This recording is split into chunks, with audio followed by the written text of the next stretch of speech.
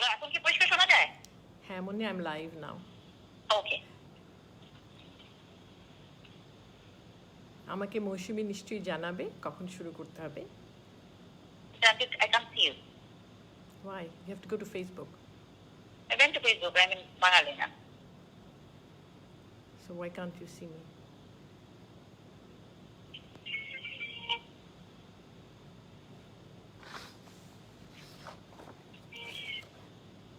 এই মুন্নি একটু কথা বলো, দেখি ও শুনতে পাই কিনা। হ্যালো, হ্যাঁ, শুভ সন্ধ্যা। মৌসুমী তুমি শুনতে পাচ্ছ কঙ্কার কথাও? হ্যাঁ, শোনা যাচ্ছে? আর একটু কথা বলো কঙ্কা। তোমার কথা শোনা যায় পরিষ্কার আপু। মৌসুমী, কঙ্কার কথা আমার শুনতে কথা পাচ্ছ? শোনা যাচ্ছে? কথা কি বোঝা যাচ্ছে? Thank you. কঙ্কার কথা শুনতে পাচ্ছ? কথা বলো মুন্নি। আমাকে কি শোনা যাচ্ছে? আমি কঙ্কা। ওকে। শোনা যায়? রুকসানা, কঙ্কা কি শুনতে পাচ্ছ? হ্যাঁ, শুনতে পাচ্ছি। আচ্ছা, কিন্তু আমি তো তোকে দেখি না। তো তুমি তো আরেকটাতে ফেসবুকে যাও। ফেসবুকে তো। ও, আই ডোন্ট নো। ওরা তো একটু পরে করবে, এখনো তো দেখা যাচ্ছে না। ও, অন করে হতে নাই পারে, বোধহয়। হ্যাঁ হতে পারে। আমাকে এখন যেতে বলছে, আমি গেছি। মৌসুমীর হাজবেন্ডের নাম মেজবা না?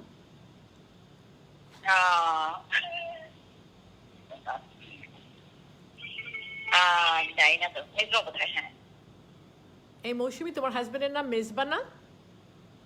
মেজবা। হ্যাঁ, মেজবা। ওই কি লাইভ অন করছে? এটা আমি দেখি না, সেটা অন করে নাই বোধহয়।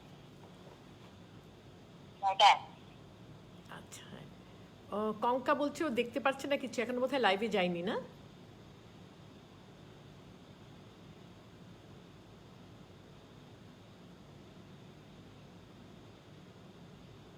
ও বললো 3 মিনিটে পরে কোথায় সবাই আসবে or something like that. So বলেছিল, but I don't know whether they don't go on live before that. I have no idea.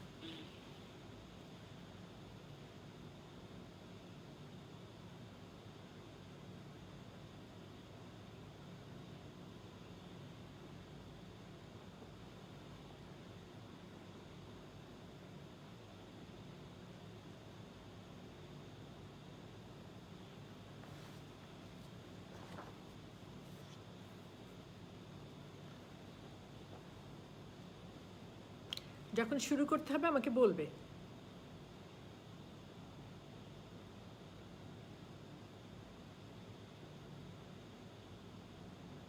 তুমি রুকসানাকে একটা ফোন দিয়ে জিজ্ঞেস করতে পারো। আমি এখন এটাতে বেরিয়ে যাবো? আমি না, এখান থেকে বেরোবা কেন? অন্যটাতে যেটাতে আছো। এটা তো ছোট ফোন। এটা তো ছোট ফোনে তো তোমার সবসময় আমার সঙ্গে থাকতে হবে। তুমি তো হ্যাঁ, ফেসবুকে। ওকে। ছোট ফোনটা তো আমার সাথে আছে, যেটা বাংলাদেশি ছোট ফোন। আচ্ছা, আর 2 মিনিট বললো, আর 2 মিনিটস। ঠিক আছে।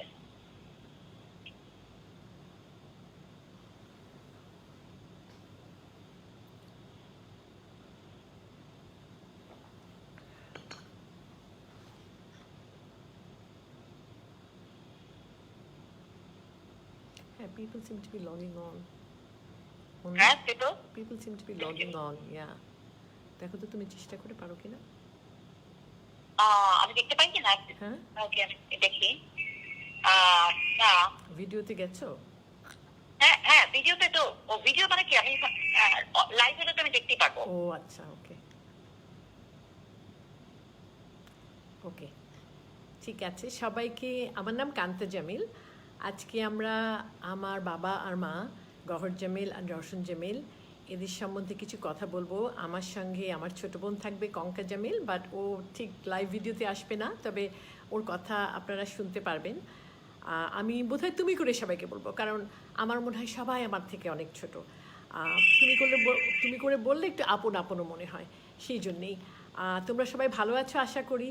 এটা সবার জন্য একটা বেশ কঠিন সময় যাচ্ছে, এর মধ্যে আমরা যেন ভালো থাকতে পারি সেটা খুব চেষ্টা করছি। আমি প্রথমে ধন্যবাদ জানাবো বাঙালিয়ানাকে, যে আমাদেরকে আজকে এসে দুটো কথা বলতে বলেছে, আমার বাবা মার আমাদের সম্বন্ধে কিছু কথা বলতে, এবং তোমরা যে সেটা নিয়ে জানতে চাও সেটাতে আমরা খুব খুশি হয়েছি। আমি বিশেষ করে আমি যাকে ধন্যবাদ জানাবো হচ্ছে মৌসুমীকে আর ওর হাজব্যান্ড মেজবাকে, কারণ এরাই আমাদেরকে কন্ট্যাক্ট করেছে এবং আমাদের সঙ্গে সব টেকনোলজিক্যালি যেন সব কিছু ওয়ার্ক করে সেগুলো নিয়ে আমাদের বেশ অনেকবার কথাবার্তা হয়েছে এবং সবসময় আমাদের সঙ্গে যোগাযোগ করেছে। তো এই বিশেষ দায়িত্বটা ওরা পালন করেছে, সেই জন্য আমি কিছু শুরু করার আগেই আমি ধন্যবাদ জানাতে চাই এই দুজনকে, এবং তোমরা যারা আছো তাদের সবাইকে আমি ধন্যবাদ জানাচ্ছি যে তোমরা এসছো কিছু শুনতে। আমরা আজকে যেসব গল্প করতে চাই সেটা হয়তো কোনো বইয়ে যেন খুঁজে না পাও, সেটা হচ্ছে আমাদের কথা, অনেক ছোট ছোট ঘটনা যেটা গল্পের মতো শেয়ার করতে চাই। আমার মা ভীষণ গল্প করতে ভালোবাসতো, সো সেগুলো আমরা বেশ ছোটো কাল থেকে হয়তো একটু শুরু করবো। সো আমরা এখন একটু দেবে একটা ডেসক্রিপশনে দিই। আমি ঠিক জানি না তোমরা কারা ওখানে আছো, তোমরা কি ইংল্যান্ডে কিংবা বিদেশি বর্ন অ্যান্ড ব্রট আপ, নাকি বাংলাদেশে কখনো ছিলে, তো কতটুকুন জানো আমি ঠিক জানি না, তাই আমি একটুখানি সংক্ষেপে একটা কথা বলে নিই। আমার মা নৃত্যশিল্পী এবং অভিনেত্রী, আর আমার বাবা নৃত্যশিল্পী। আমার বাবা আর মা দুজনকেই বাংলাদেশের 21শে পদকে ভূষিত করা হয়েছিল তাদের নৃত্য ক্ষেত্রে তাদের অবদানের জন্য। তো আমরা একটুখানি আমাকে অনেকগুলো গাইডলাইন দিয়েছিল আমাকে মৌসুমী, যে কী কী হয়তো সবাই জানতে চাইবে, কিংবা সো আমরা প্রথম থেকে এটাকে শুরু করবো সেই ছোটোকাল থেকে। জাস্ট আ মিনিট মুন্নি, তোমার সব কিছু শোনা যাচ্ছে, একটু শাট ইট অফ। ওকে। সো আমরা একটু ছোটোকাল থেকে তাহলে আমার মার বিষয়ে শুরু করি। তা শুরু করার আগে আমরা ভাই বোন কয়জন বলে নিই। আমরা 5 ভাই বোন। আমি আর কঙ্কা আমরা বাংলাদেশে থাকি। আমার এক বোন আর এক ভাই আমেরিকায় আছে, আরেক ভাই আমেরিকায় থাকতেন, উনি গত বছর চলে গেছেন, আমার বাবা মার ওপারে আছেন আমার বাবা মার সাথে। আমরা এখন ছোটোকাল থেকে একটু শুরু করি যে আমার মার ছোটোকালটা কী ছিল, আমার বাবার ছোটোকালটা কী ছিল, বিকজ তাদের জীবনটা কিন্তু খুব ডিফারেন্ট ছিল, সেই জন্যই বোধহয় অনেক গল্প বলার আছে। আমি এখনও কিছু পড়ছি না যে কোয়েশ্চেন্সগুলো এখানে আছে, আমি কিংবা কেউ কিছু বলছে কিনা, তো আমি একটু আগে শুরু করি কথা, তারপর আমরা আস্তে আস্তে যদি কারো কিছু আরও বিষয় জানার থাকে আমি প্রশ্নগুলো পড়বো, তখন আমি ওগুলো উত্তর দিতে চেষ্টা করব। সো আমার মার ছোটোকাল থেকে শুরু করি। আমার মার জন্ম বিরাট বড় লোকের বাড়িতে, মুসলিম পরিবারে। আমার নানা বাড়ি এত বড় ছিল যে আমরা বোধহয় সব ঘরে কোনোদিনও যাইনি। 4টা দোতলা বিল্ডিং একসাথে মানে সংযোগ ছিল হচ্ছে বারান্দা দিয়ে। সো ওখানে এতগুলো ঘর ছিল যে আমি কিন্তু কখনো সব ঘরে ঢুকিও নি, এবং কাউকে ওখানে ছেড়ে দিলে পরে বোধহয় মানে বের হতে পারতো না যে কোত্থেকে কোথায় যাবে, এত বড় বাড়ি। তবে অনেকজন ভাই বোনও ছিল। আমার মারা ছিল 14 ভাই বোন, 8 ভাই 6 বোন। তবে সবাই এক মায়ের না, কিন্তু তারা ওই বাসায় যখন বসবাস করতো সবাইকে কখনোই কিছু মনে হয়নি যে তাদের একজন মা ছিল না। সবাই খুব একদম এক পরিবারে বড় হয়েছে, এক পরিবারের মতোই সবাইকে দেখেছে। আমার মা ছিল আমার নানি, যে আমার যে মায়ের সন্তান তার সবচেয়ে বড় মেয়ে ছিল, আর খুব আহ্লাদে বড় হয়েছে। আমি শুনতাম আমার মামারা বলতো যে মা যদি কিছু চায় সেটা এক পলকেই পেয়ে যায়। সো আমার অনেক ছোটো কাল থেকেই ভীষণ নাচের শখ ছিল, কিন্তু যেহেতু মুসলিম পরিবারে জন্ম নিয়েছে, নাচটাকে বোধহয় অতটা উৎসাহিত তখন করতো না, কারণ বাইরে হয়তো নাচতে পারবে না, কিন্তু কোনো মিউজিক হলে কিংবা কোনো কিছু হলেই মা আমার ওটা ছেড়ে নিজেই নাচতো। কিন্তু আমার নানা বাড়িতে কিন্তু অনেক সাংস্কৃতিক চর্চা হতো। আমার এক মামা খুব ভালো জলতরঙ্গ বাজাতো, একজন বেহালা শিখতো, গান শিখতো, গানের মাস্টার ছিল, আবার সবাই খুব স্পোর্টসেও খুব জড়িত ছিল সেই সময়। সো ওই সংস্কৃতি চর্চাটা কিন্তু সবসময় বাসায় ছিল। আর আমরা কিন্তু সেই 1930s কথা বলছি, হ্যাঁ, 30s সেই দিকে একটা মুসলিম পরিবারে এত রকমের মানে এই সংস্কৃতি চর্চা খুবই একদমই কমন ছিল না ব্যাপারটা। তো ওই দিকে আমার নানি বাড়িও খুব লিবারেটেড ছিল। আর সো আম্মাকে গানে দিয়েছিল, কারণ আমার ভীষণ শখ গান শেখার জন্য, কিন্তু তার মন নাচে, সে নাচ শিখতে চায়। এক সময়ে নানি বোধহয় একজন নাচের মাস্টারও রাখা হয়েছিল, কিন্তু it didn't work out. And then so but নিজে নিজে সবসময় সব জায়গায় মিউজিক ছেড়েই নেচে বেড়াতো। আমাদের দেশ আসলে বড় হয়েছে সব ঢাকাতেই, আমরা প্রায় ঢাকারই। আমার মাও যদি শুনি, মানে গ্রামের বাড়ি ছিল মুড়াপাড়া আমার নানার দিকে, আর ঘোড়াশাল আমার নানির দিকে। তো সেখানে আমরা মাঝে মধ্যে যেত, কিন্তু গ্রামের বাড়ি বলে যে কিছু ছিল ওখানে অনেক কাটাতো দিন, তা কিন্তু না, সবাই মানে ঢাকাতেই। আমার বাবা ছিল বিক্রমপুরে, বাবার কথা একটু পরে বলি, মার কথা একটু বলিনি ছোটোকালেরটা। তো তখন ওখানে যেত, কিন্তু মোটামুটি ঢাকাতেই সবাই বড় হয়েছে। আর নানা বাড়িটা এত বড় সড়ো ছিল, আর আমার নানা অনেক বড় একজন এন্টারপ্রেনিয়র ছিলেন, ওনার ওষুধের দোকান ছিল, অনেক বড় ব্যবসায়ী ছিল। তো ওই বাসার বেশ মজার মজার কথা আছে, গল্প আছে। অনেক সময় আমার গল্প শুনলে মনে হয় আমি বিমল মিত্র বোধহয় বই পড়ছি। সো সেখানে অনেকজন মিলে বেশ হইচই করে, আমাদের নানাবাড়ি সবসময় একটা হইচইয়ের ব্যাপার ছিল আমাদের কাছে। আমাদের মানে কোনো ফ্রেন্ড দরকার হতো না, আমার নানাবাড়ি গেলেই হলো, এত বড় ফ্যামিলি আমাদের ছিল। মুন্নি, তুমি কি কিছু আমার বোনকে একটু বলি কিছু অ্যাড করতে চাই কি না? সবাইকে শুভেচ্ছা জানাচ্ছি। আমি কঙ্কা জামিল। একটু অ্যাড করতে যাই নানির কথা, কারণ নানি তো খুব ছোটবেলার থেকেই খুব সিনেমা পাগল ছিল। আর নানি যেটা করতো সেটা হচ্ছে যে খুব সিনেমা দেখতে পছন্দ করতো। আর আম্মা যখন স্কুলে যেত, অনেক সময় মিথ্যে কথা বলে যে বাসায় মার অসুখ এরকম বলে খবর পাঠাতো, তখন আম্মাকে ছেড়ে দিত স্কুল থেকে। কিন্তু দেখা যেত যে নানি ঘোড়া গাড়ি করে বসে আছে, আম্মাকে নিয়ে সিনেমা দেখতে যাবে। তো ছোটবেলা থেকেই নানি মনে হয় আমার ওই আমার সিনেমা দেখতো, যেগুলো দেখতো সেগুলো দেখে আবার বাসায় এসে ওই নায়িকারা যেগুলো নাচতে ব্যস্ত সেগুলো বাসায় এসে প্র্যাকটিস করতো। তো ছোটবেলা থেকে সিনেমার নেশাটা মনে হয় নানি কিছুটা মাথায় ঢুকিয়ে দিত, যেটা আমার কিছু মনে হয় এন্টারটেইন করতো। আরেকটা যেটা হচ্ছে যে আম্মা বলতো যে আম্মা প্রথমে পড়েছে সেন্ট ফ্রান্সিস স্কুলে কয়েক বছর, তারপর বোধহয় এক সময় দেখা গেল যে আমার মা বললো যে স্কুল থেকে বলা হলো, একটা কনভেন্ট স্কুল ছিল, সো যে বাসায় প্র্যাকটিস করতে হবে চামচ দিয়ে, কাঁটা চামচ দিয়ে খেতে, হাত দিয়ে না। সেটা নানা দেখে খুব বিরক্ত হলো, তখন বললো যে না, আমি চাই না আমার মেয়ে বাসায় এসে কাঁটা চামচ দিয়ে ভাত খেতে হবে, সেরকম না। তারপরে কামরুন্নেসা স্কুলে আমার মা পড়ে। সো ওখানে আমার অতটা প্রশিক্ষণ কিছু তখন নেয়নি বিয়ের আগে নাচে, কিন্তু সে যে বলতো সে দেখে দেখে ওই নাচ করে আত্মীয় স্বজনের বাসায় গেলে কেউ বললেই আম্মা নেচে ফেলতো। তার একটা ছোট্ট একটা গল্প আছে আম্মার কাছ থেকে শুনেছি, যেটা যে স্কুলে তখন তুই অনেক বেশিরভাগ আমার ফ্রেন্ড সার্কেল হিন্দুই ছিল, বিকজ অনেক হিন্দু মেয়েরা এখানে, এটা আমি সেই আমাদের পার্টিশনের আগের কথা বলছি। তো তখন আম্মা বলছে, আম্মা বসে বসে দেখতো স্কুলের প্রোগ্রাম হবে, সবাই নাচবে, কিন্তু আম্মাকে তো স্টেজে নাচতে দিবে না, তো আম্মা নাম লেখাতে পারতো না। তো বসে বসে ওগুলোকে দেখতো, তারপর বাসায় এসে নিজে নিজে করতো। তো একবার স্কুলের প্রোগ্রাম হচ্ছে, তো একটা মেয়ে বোধহয় শেষের দিকে অসুস্থ হয়ে গেছে, তাই নাচতে পারবে না, তখন ওরা আরেকটা মেয়ে খুঁজছে। তখন আম্মা যে আম্মার নাম লেখালো একটা অন্য নাম দিয়ে, ভাবলো যে যদি মেকআপ নিয়ে স্টেজে উঠে তাহলে কেউ চিনতে পারবে না যে এটা আম্মাই। তো এসে বাসায় নানিকে বললো যে আমি তো সব নাচগুলো উঠিয়ে ফেলেছি, আমি অন্য নাম দিয়েছি, আমাকে মেকআপ দিয়ে ড্রেস পরলে কেউ চিনতে পারবে না। সেটা নানিও আর কাউকে বললো না, বলে খবরদার কাউকে বললে তো স্কুলের নাচেও স্টেজে নাচতে দিবে না, সো কাউকে বললে তো অনেক রাগারাগি হবে। তো নানি আম্মার সাথে গেল স্কুলে, তারপরে সেই প্রথম আম্মা বোধহয় স্টেজে নাচলো। সো এতই মানে আম্মার নাচের প্রতি মানে ভালোবাসাটা ভীষণ প্রচণ্ড, মানে প্রগাঢ়, মানে অনেক বেশি ইন্টেন্স ছিল। আমার ক্লাসে যারা থাকতো একজনের নাম শুনতাম জয়শ্রী, সে নাচতো, খুব ভালো নাচতো। পরে ইন্ডিয়া পার্টিশন, মানে আমাদের যখন ইন্ডিয়া পার্টিশনের পরে ওখানে চলে যায়।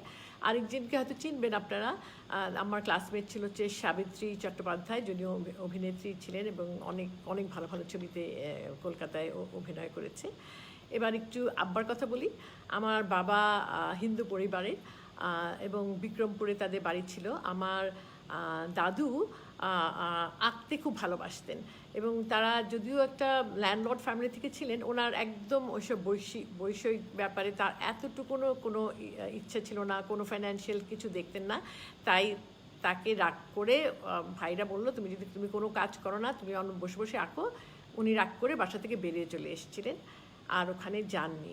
এসে ঢাকায় এখানে সেটেল করে এবং দাদুর আসলে অনেক কষ্ট হয়েছে বিকজ উনি হয়তো বিলবোর্ডে এঁকে কিংবা লিখে ওই করে সংসার চলতো। তো আমাদের বাবার 4 ভাই বোন ছিল, তাই আমার বাবাকে অনেক স্কুল পাশ করেই চাকরির হাল ধরতে হয়েছিল সংসার চালাবার জন্য। অনেক অনেক অনেক ইকোনমিক হার্ডশিপ ছিল তাদের। কিন্তু আমার দাদু কখনো ওই বাসায় নিজের সম্পত্তির জন্য যাননি, উনি অভিমান করে চলে বের হয়ে গেছিলেন। সো তারপরে বাবার সাথে আমার মনে আর কি ছোটোকালে কিছু বলার আছে নাকি এখন আব্বা আম্মার সাথে কথায় চলে যাব? ছোটবেলায় নানির বাসায় সবার যে চর্চা করতো না, আম্মা একা যে শুধু নাচ গানে ছিল, মানে আসক্ত ছিল তা কিন্তু না। তো মামা খালা এরাও কিন্তু কেউ বেহালা বাজাতো, যেমন মামা বেহালা বাজাতো, একজন জল তরঙ্গ বাজাতো, বাচ্চু খালা গান করতো।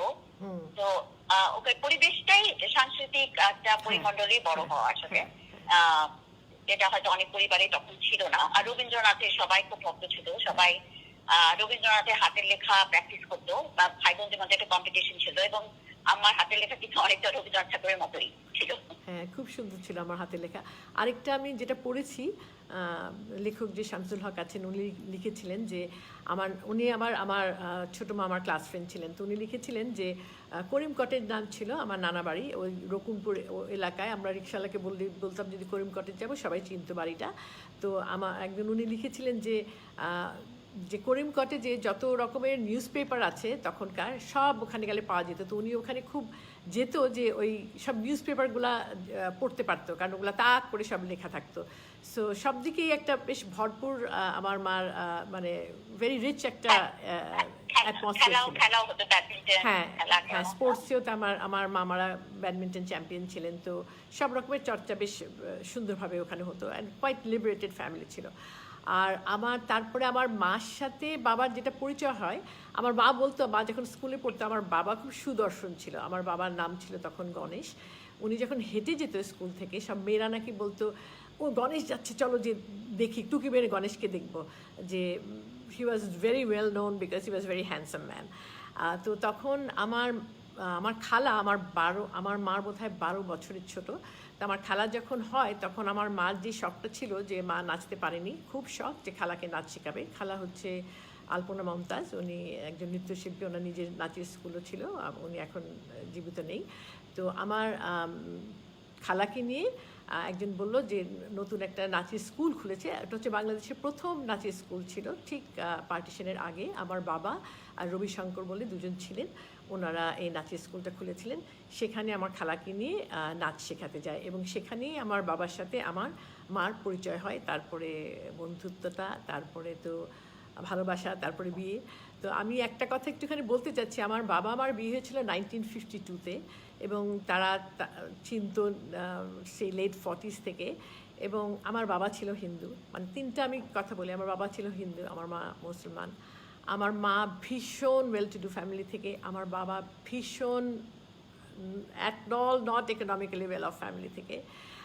আর আমার বাবার পেশা ছিল ডান্সার। আমার মনে হয় যে কোনো একটা ফ্যাক্টরি যদি এখন থেকে থাকে, বিরাট তোলপাড় হয়ে যাবে বিয়েটা যেন না হয়। এবং সেই সময়ে যখন রায়েত হতো হিন্দু মুসলমান, সেই সময় আমার বাবা মার বিয়ে হয়, সেটা যে মানে কল্পনার বাইরে, আসলে কত একটা সাহসের ব্যাপার ছিল। আমার মা, আমি একটা বই পড়ছিলাম যে যখন আমার মানে বিয়ে ঠিক হয়েছে, সবাই জানে যে তাদের মধ্যে একটা সম্পর্ক আছে, তো তখন অনেক সময় বেরোলে ওখানে লোকেরা চাকু দেখাতো যে আমার বাবাকে মেরে ফেলবে, যে এই হিন্দু মুসলমানের বিয়ে হলে। আমার মার যেদিন বিয়ে হয় সেদিন আসলে আমার ছোটো খালার জন্মদিন হিসেবে পালিত হয়েছিল, যেদিন সবাই যেন জানে আজকে জন্মদিন হচ্ছে, ছোটো করে বিয়েটা হচ্ছে, বাসায় লোকজন আসছে, যে আসলে ওই দিন আমার 3 ডিসেম্বরে ওই দিন আমার খালার জন্মদিন ছিল। পাড়ার লোক যেন অত ভালো করে না বোঝে যে আজকে একটা বিয়ে হচ্ছে। আমার বাবা আমার মাকে বিয়ে করার আগে উনি মুসলমান হয়েছিলেন। তারপরে যদিও আমার নানা বাড়ি অনেক ওয়েল টু ডু ছিল, কিন্তু আমার নানার যেটা কথা ছিল যে বিয়ে যখন করবে তারপর নিজেদেরকে সামলাতে হবে। সো তোমরা নিজেরা শখ করে বিয়ে করছো। আমার নানা নানা একবার অসুস্থ ছিল, হাসপাতালে ছিল, তো যে গল্পটা শুনেছি যে তো মামারা বাসা থেকে খাবার রান্না করে দিত, তারপরে নিয়ে যেত। তো তখন আলসেমি করতো নিয়ে যেতে আর সামথিং। তো আমার বাবা বলতো যে আচ্ছা আমি নিয়ে যাব। তখনও বিয়ে হয়নি কিন্তু আমার মার সাথে। তো যে ঘরে ঢুকতো না, খাবারটা দিয়ে চলে যেত। তো নানা নাকি একদিন জিজ্ঞেস করে কে আমাকে রোজ খাবার দিয়ে যায়, ঘরে ঢোকে না, তো ওকে ডাকবো ছেলেটাকে। তারপরে সেখানে আমার বাবার সাথে নানার সামনাসামনি দেখা হয় এবং আমার বাবা ভীষণ আসলে ভেরি সফট স্পোকেন মানুষ ছিলেন। এমন কোনো লোক নাই যে আমার বাবাকে দেখলেই পছন্দ করে না। সবসময় একটা মুখের মধ্যে একটা মিষ্টি হাসি ছিল, খুব কম কথা বলতেন এবং অবশ্যই খুব সুদর্শন ছিলেন। তো তারপরে যখন বিয়ের কথা আসে তখন নানা বলল আসলে তো ছেলেটা ভালো। তারপরে বলল যে তুমি আমাকে কী খাওয়াবে, আমাকে একটু সেভিংস করে দেখাতে হবে। তারপর বলল নিজের পায়ে তোমাদের নিজেদেরকে দাঁড়াতে হবে। বিয়ের পরে একটা বিরাট একটা আমার মার জন্য ভীষণ একটা বড় একটা ইকোনমিক স্ট্রাগল হয়, বাট সেটা কখনই আমার মাকে মানে দমেনি। তো এখন আরেকটা যেটা শুনেছি যে নানাকে কথা দিতে হয়েছিল আমার আব্বার যে আম্মা যেন স্টেজে যে না নাচে, বিকজ মানে এটা যেন না হয় যে একজন শিল্পীকে বিয়ে করছে স্টেজে যেন না নাচে। কিন্তু সেটা তার আম্মাকে আসলে কেউ দমিয়ে রাখতে পারেনি এবং সে কারো কথাই শুনবে না। আম্মার প্রশিক্ষণ অ্যাকচুয়ালি শুরু হয় বিয়ের পরে আমার বাবার কাছ থেকে, যেটা নিজে নিজে যা শিখেছে, নিজে দেখে দেখে যা শিখতো তার থেকে একটা মোর মানে একটা ইনস্টিটিউশনালভাবে আমরা যে শিক্ষাটাকে বলি সেটা আমার বাবার কাছ থেকে শুরু হয়। তারা 1959-এ তাদের যেটা ড্রিম ছিল একটা নাচের স্কুল করা, সেই নাচের স্কুলটা এস্টাবলিশড হয় জাগুয়ার সেন্টার। সেটা এখনও চলছে, আমাদের প্রায় 200 স্টুডেন্ট ওখানে আছে। সেটার কথা নাহলে পরে আসি, তবে বাড়িটার কথা বলি, হ্যাঁ, যেখানে আমাদের স্কুলটা হয়েছিল। সো আমি একটা কথা জাস্ট মানে শিল্পীদের নিয়ে একটা কথা বলতে চাই যে আমরা যখন কেউ শিল্পী হই, একটা শিল্পী হওয়ার পিছনে কিন্তু অনেকের অবদান থাকে এবং তারা যে দে আর নট নেসেসারিলি নিজেরা শিল্পী, বা তারা শিল্পীকে ভালোবাসে কিংবা শিল্পকে ভালোবাসে। এবং সেটা কিন্তু আমার বাবার জীবনেও ছিল এবং তার নাম আমি অনেক ছোটোকালে অনেক শুনেছি। ওনার নাম ছিল বলতো মিস্টার সাদেক। উনি একজন বিউরোক্র্যাট ছিলেন। উনি খুব আমার বাবার নাচ পছন্দ করতো এবং বাবাকে ভীষণ স্নেহ করতো এবং সে ভাবতো আব্বার যদি কিছু আজকে লাইভলিহুড না থাকে তাহলে এই শিল্প মরে যাবে। তাই উনি আমার বাবাকে একটা গভর্নমেন্টে সেক্টরে একটা সহায়তা করেছিল একটা চাকরি পেতে, এবং কারণ বলেছিল যে ওর কাছ থেকে শিল্প কোত্থেকে বের হবে ওর যদি কিছু খাবার না থাকে।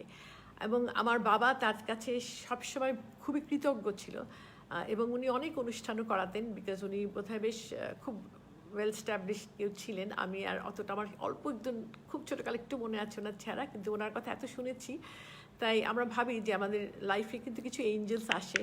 আমার বাবার জীবনে বোধহয় উনি এঞ্জেল এসেছিলেন যে একটা চাকরি পেয়েছিল আমাদের। তো অ্যাটলিস্ট চিন্তা করতে হয়নি যে আমি কি ভাত খাবো তারপরে, আর তাই শিল্প সাধনাটা করা তার সম্ভব হয়েছিল। তো এই কথাটা আমি আজকে একটু বলতে চেয়েছি। আর যেটা যেহেতু একটা গভর্নমেন্টে কাজ করতো, তো গভর্নমেন্ট থেকেই তখন একটা মানে আমার বাবা খুব একটা বড় কিছু চাকরি করতেন, একটা সাধারণ চাকরি করতো, তখন ওখান থেকে একটা গভর্নমেন্ট কোয়ার্টারের মতো দেওয়া হয়। সেটা ছিল হচ্ছে স্বামীবাগ এলাকায়, এবং তখন স্বামীবাগে ওই জায়গায় অনেক লোক থাকতো না, ওই জায়গাটা খুব খোলামেলা ছিল এবং বাসাটা খুবই পুরানো। ওটাও বাসাটাকে দুটো ভাগ করে দেওয়া হয়েছিল, আরেকজনও ওই অফিসে কাজ করতো, আর আমার বাবা বললো দুজন দুই পাশ নিয়ে নাও। তো আমার বাবা মা যেই পাশটা চুজ করলো, 1.5 খানা ঘর, ওখানে কোনো কিচেন ছিল না, আমাদের পাশ এদিকটায় কোনো কিচেন পড়েনি, কোনো গোসলখানা ছিল না, কিন্তু একটা বিরাট মাঠ ছিল। সো তারা সেই জায়গাটা নিল যে ওই জায়গায় স্কুলটাকে করতে পারবে। তারপরে ওখানে জায়গাতে বেড়ার ঘর দিয়ে আমাদের রান্নাঘর তৈরি হয়েছিল। আমাদের যেখানে আমরা সবাই স্নান করবো সেখানেও একটা বেড়ার ঘর দিয়ে তৈরি করা হলো, এবং নাচের স্কুলটাও সেই একদম বেড়ার ঘরেই তৈরি হয়েছে।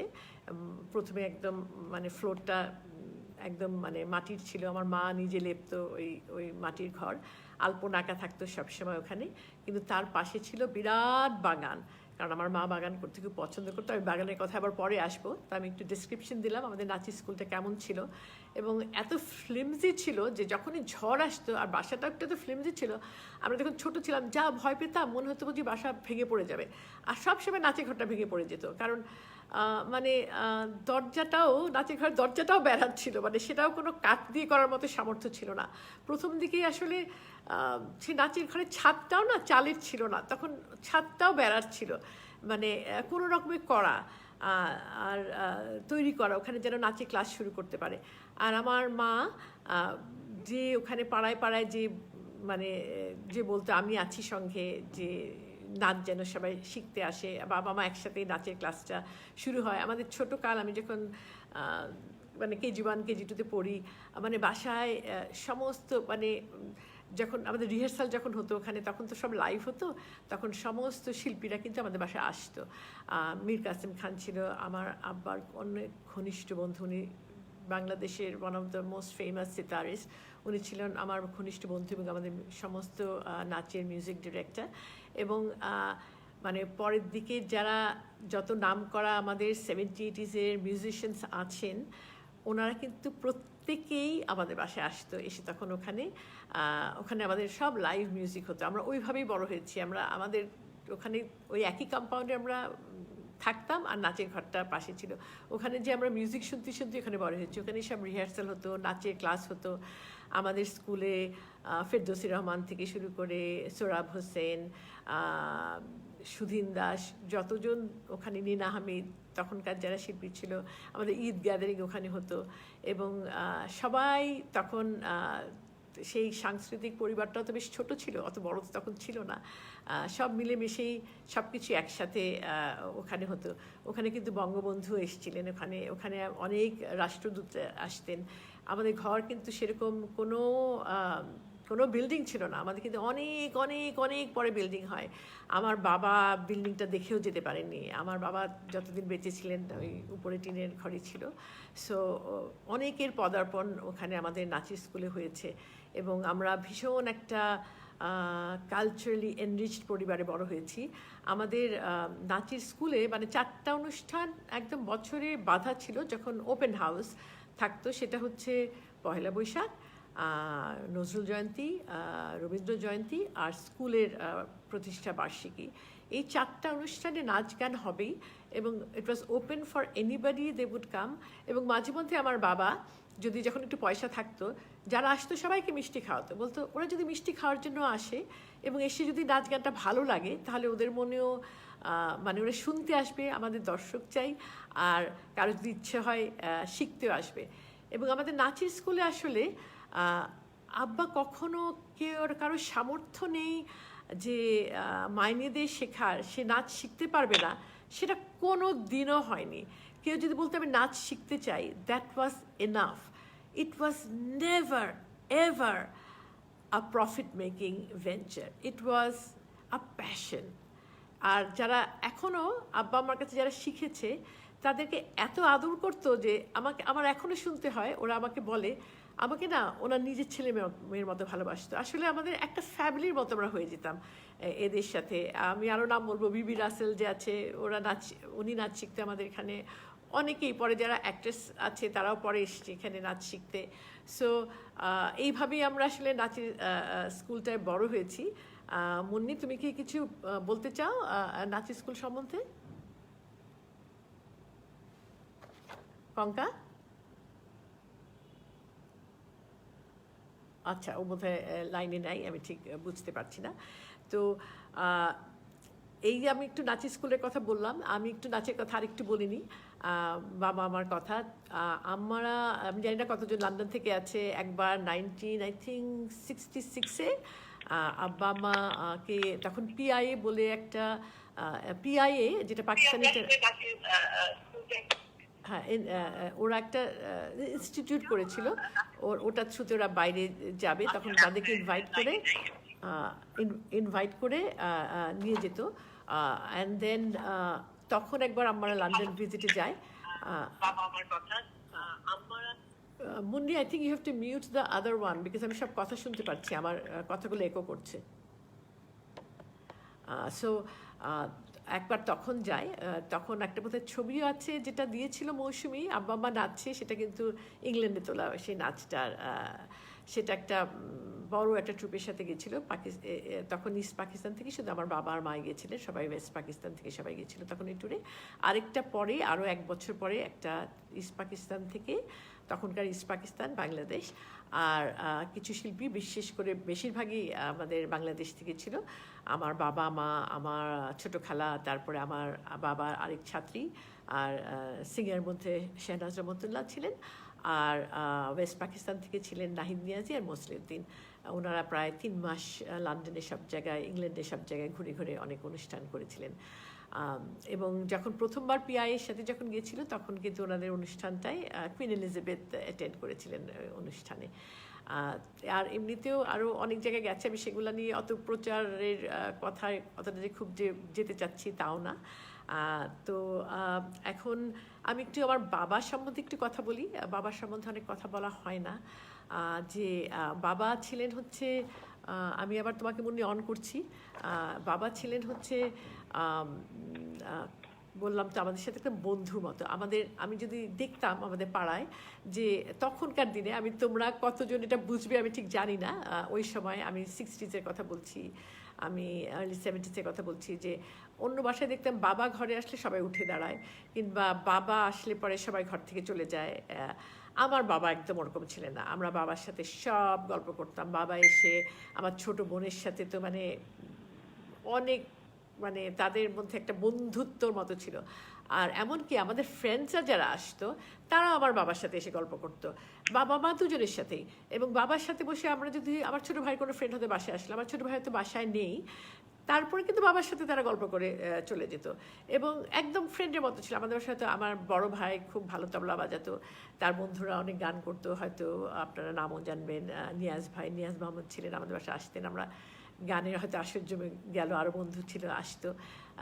তখন আব্বা ওখানে বসে পড়তো, সবার সাথে বন্ধুত্বতা, আমরা একসাথে বসে গান শুনতাম। আব্বা ভীষণ গান শুনতে পছন্দ করতো, ভীষণ ভীষণ গান শুনতে পছন্দ করতো, সব রকমের গান শুনতো। এবং কোনো একটা নতুন অ্যালবাম বেরিয়েছে, আমরা সবাই একসাথে বসে এটা শুনতাম। সো আব্বার সাথে এরকম কিছু নাই যে কথা বলতে পারতাম না। শাসনটা হতো আম্মার দিক থেকে আমাদের। আর আব্বা কখনোই কে রাখতে পারতো না, রাগ হলে, অনেক রাগ হলে পরে সেই রাগটা বোধহয় 10 সেকেন্ডসও লাস্ট করতো না। এবং আম্মা হয়তো বলতো আজকে আব্বা খুব রেগেছে, আমরা ভাবতাম কী জানি বলবে, কিন্তু কিছুই আর আব্বা বলতে পারতো না, কখনোই না। এবং যদি রেগে একটা কথা বলতে তারপরেই normal, second sentence is normal. So আমার অবাক লাগতো যে একজন কী করে এত তাড়াতাড়ি নর্মাল হয়ে যায়। সো আমার বাবা খুব কম কথা বলতো। আমাদের যত গল্প আছে আমার বাবার সম্বন্ধে, যে দ্য স্ট্রাগল যেটা করতে হয়েছিল, সেটা কিন্তু সব মার কাছ থেকে শোনা। আমার বাবা কখনো পিছুর দিকে দেখতো না, যে তার কখনো নিজের স্ট্রাগলের কথা বলতো না, কোনো দিনও গল্প করেনি যে ইকোনমিক স্ট্রাগলটা এত বেশি ছিল, কিন্তু সেই কথা আমার বাবার মুখ থেকে আমি কোনো দিনও শুনিনি। He was always forward looking. He never complained about things. Nobody ever complained about his past or anything. So আমি একটা আমার বাবার কথা বলতে গেলে আমি একটা একটা মজার কথা বলি। একটা বলি, ঠিক স্বাধীনতার পরপর তখন স্কুল টু স্কুল, কলেজ টলেজ সেরকমভাবে খোলেনি। তো আমি একদিন বাসায় এসে বলছিলাম যে বাইরে যেতে একটুখানি অস্বস্তি লাগছে, সব ইয়াং ছেলেরা দল করে দাঁড়িয়ে থাকে, আমাদের পাড়ার আরও অন্য জায়গার পাড়া, আমাদের পাড়াটা কিন্তু খুব ভালো ছিল, আমাদের স্বামীবাগের পাড়া। এবং তারা আমাদের ছোটোকাল থেকে দেখেছি আমাদের এখানে নাচের স্কুল আছে, এবং কখনো আমরা কোনো কিছু কোঅপারেশন ছাড়া অন্য কোনো কিছু আমরা ফেস করিনি। তো যাই হোক, তো আমি বলতাম যে আমার তখন আমি তখন কলেজে, আমি তখন ম্যাট্রিক পরীক্ষা দেবো, তো আমি বলছি এতজন একসাথে দাঁড়িয়ে থাকি, এখন তো কেউ কলেজে যাচ্ছে না, মাঝে মধ্যে একটু অস্বস্তি লাগে বাইরে যেতে। তা আমার বাবা শুনলো কথাটা, বললো আচ্ছা ঠিক আছে। তারপর আমার বাবা কী করলো, এরকম প্রায় 15-16 জন ছেলেরা হয়তো একসাথে দাঁড়িয়ে আছে, সব young, teens or in early 20s or something. So আমার বাবা যে ওদেরকে বললো তোমরা কি নাচ শিখবে? ওরা তো হেসেই মরে যাচ্ছে, নাচ শিখবে, নাচ তো মেয়েরা বোধহয় শেখে। তো ওরা তখন, আমাদের পাড়ায় একটা জিম ছিল, তারা সবাই খুব জিমে যায়, এরকম খুব ভালো স্বাস্থ্য অ্যান্ড অল দ্যাট। তো তখন আমার বাবা ভাবলো যে আচ্ছা ঠিক আছে, ওদেরকে যে কথা বললো ওরা হয়তো নাচ শিখতে চাইবে।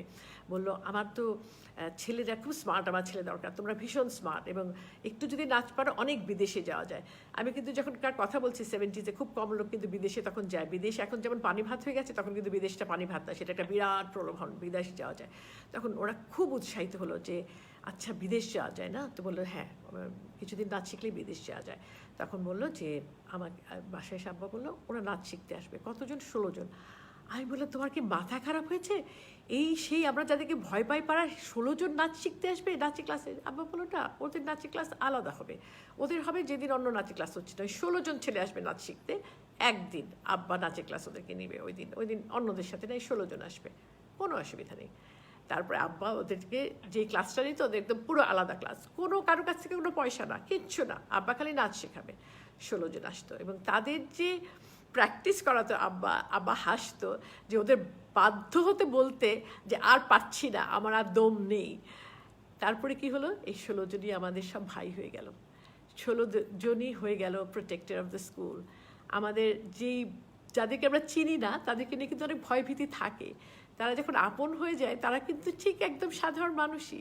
এবং এরকম করতে করতে তারা কিন্তু এমন আছে। তারপর আমাদের প্রোগ্রামেও কয়েকজন নাচ করেছে, সবাই তো আর টিকে থাকে না, কিন্তু বেশ কিছুজন ছিল।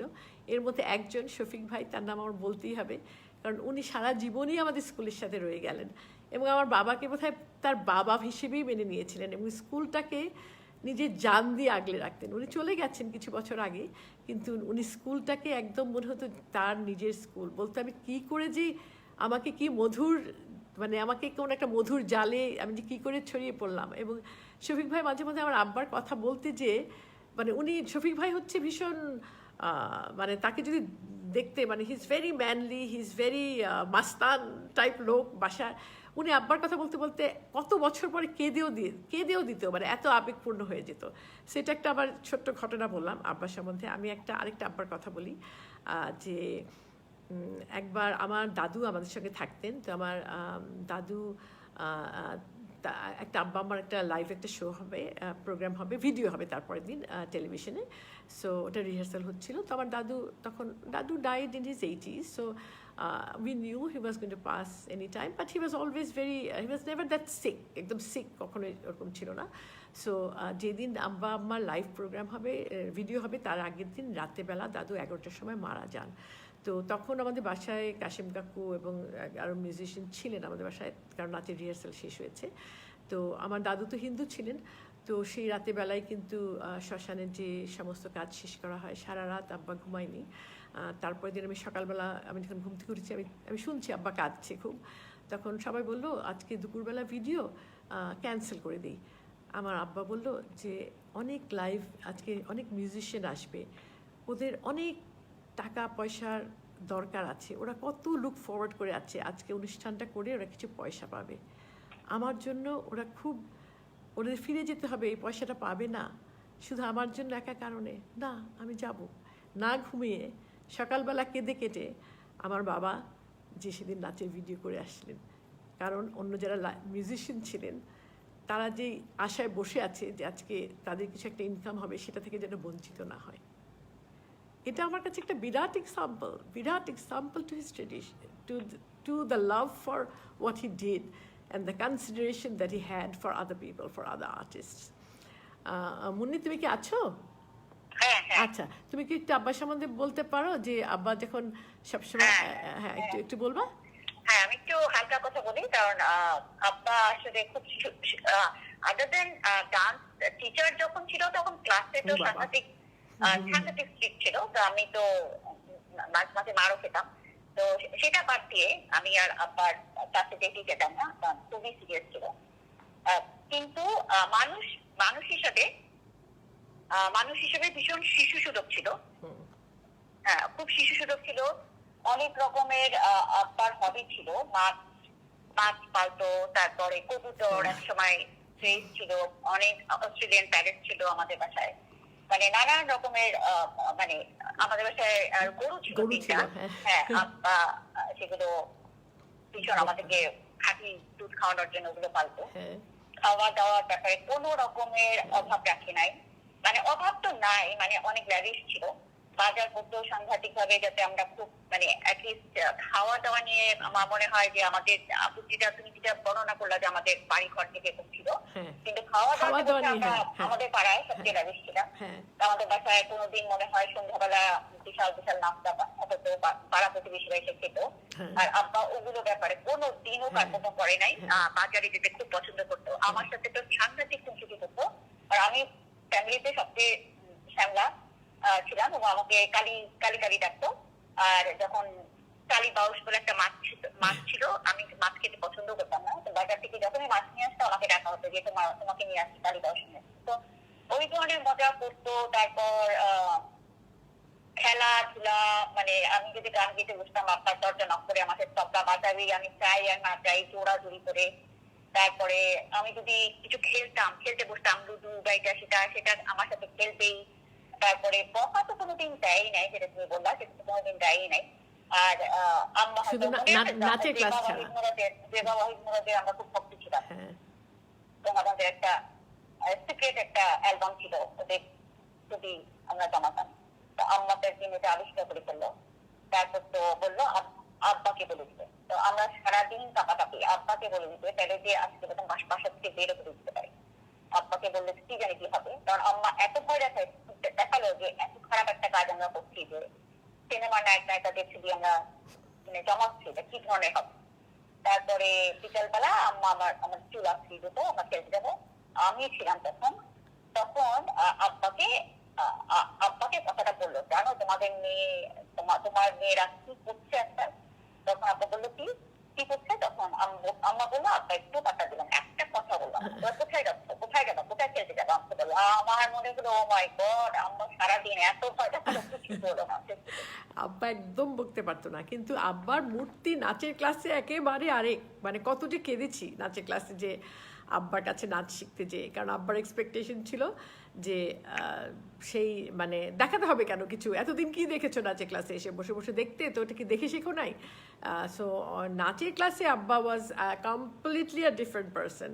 এবং ভীষণ ভয়ও পেতাম ওই সেন্সে, যখন একটু ছোটো ছিলাম। বড় হয়ে আর ভয় পেতাম না, কারণ বড় হয়ে আমি আর আব্বা একসাথেই আমরা অনেক কিছু নাচ কম্পোজিশন করতাম, বন্ধুর মতো হয়ে গেছিলাম। কিন্তু যখন শিখতে যেয়ে আব্বার অনেক বেশি এক্সপেকটেশন ছিল, এবং একটু কিছু না পারলে পরে অনেক বকা খেতাম।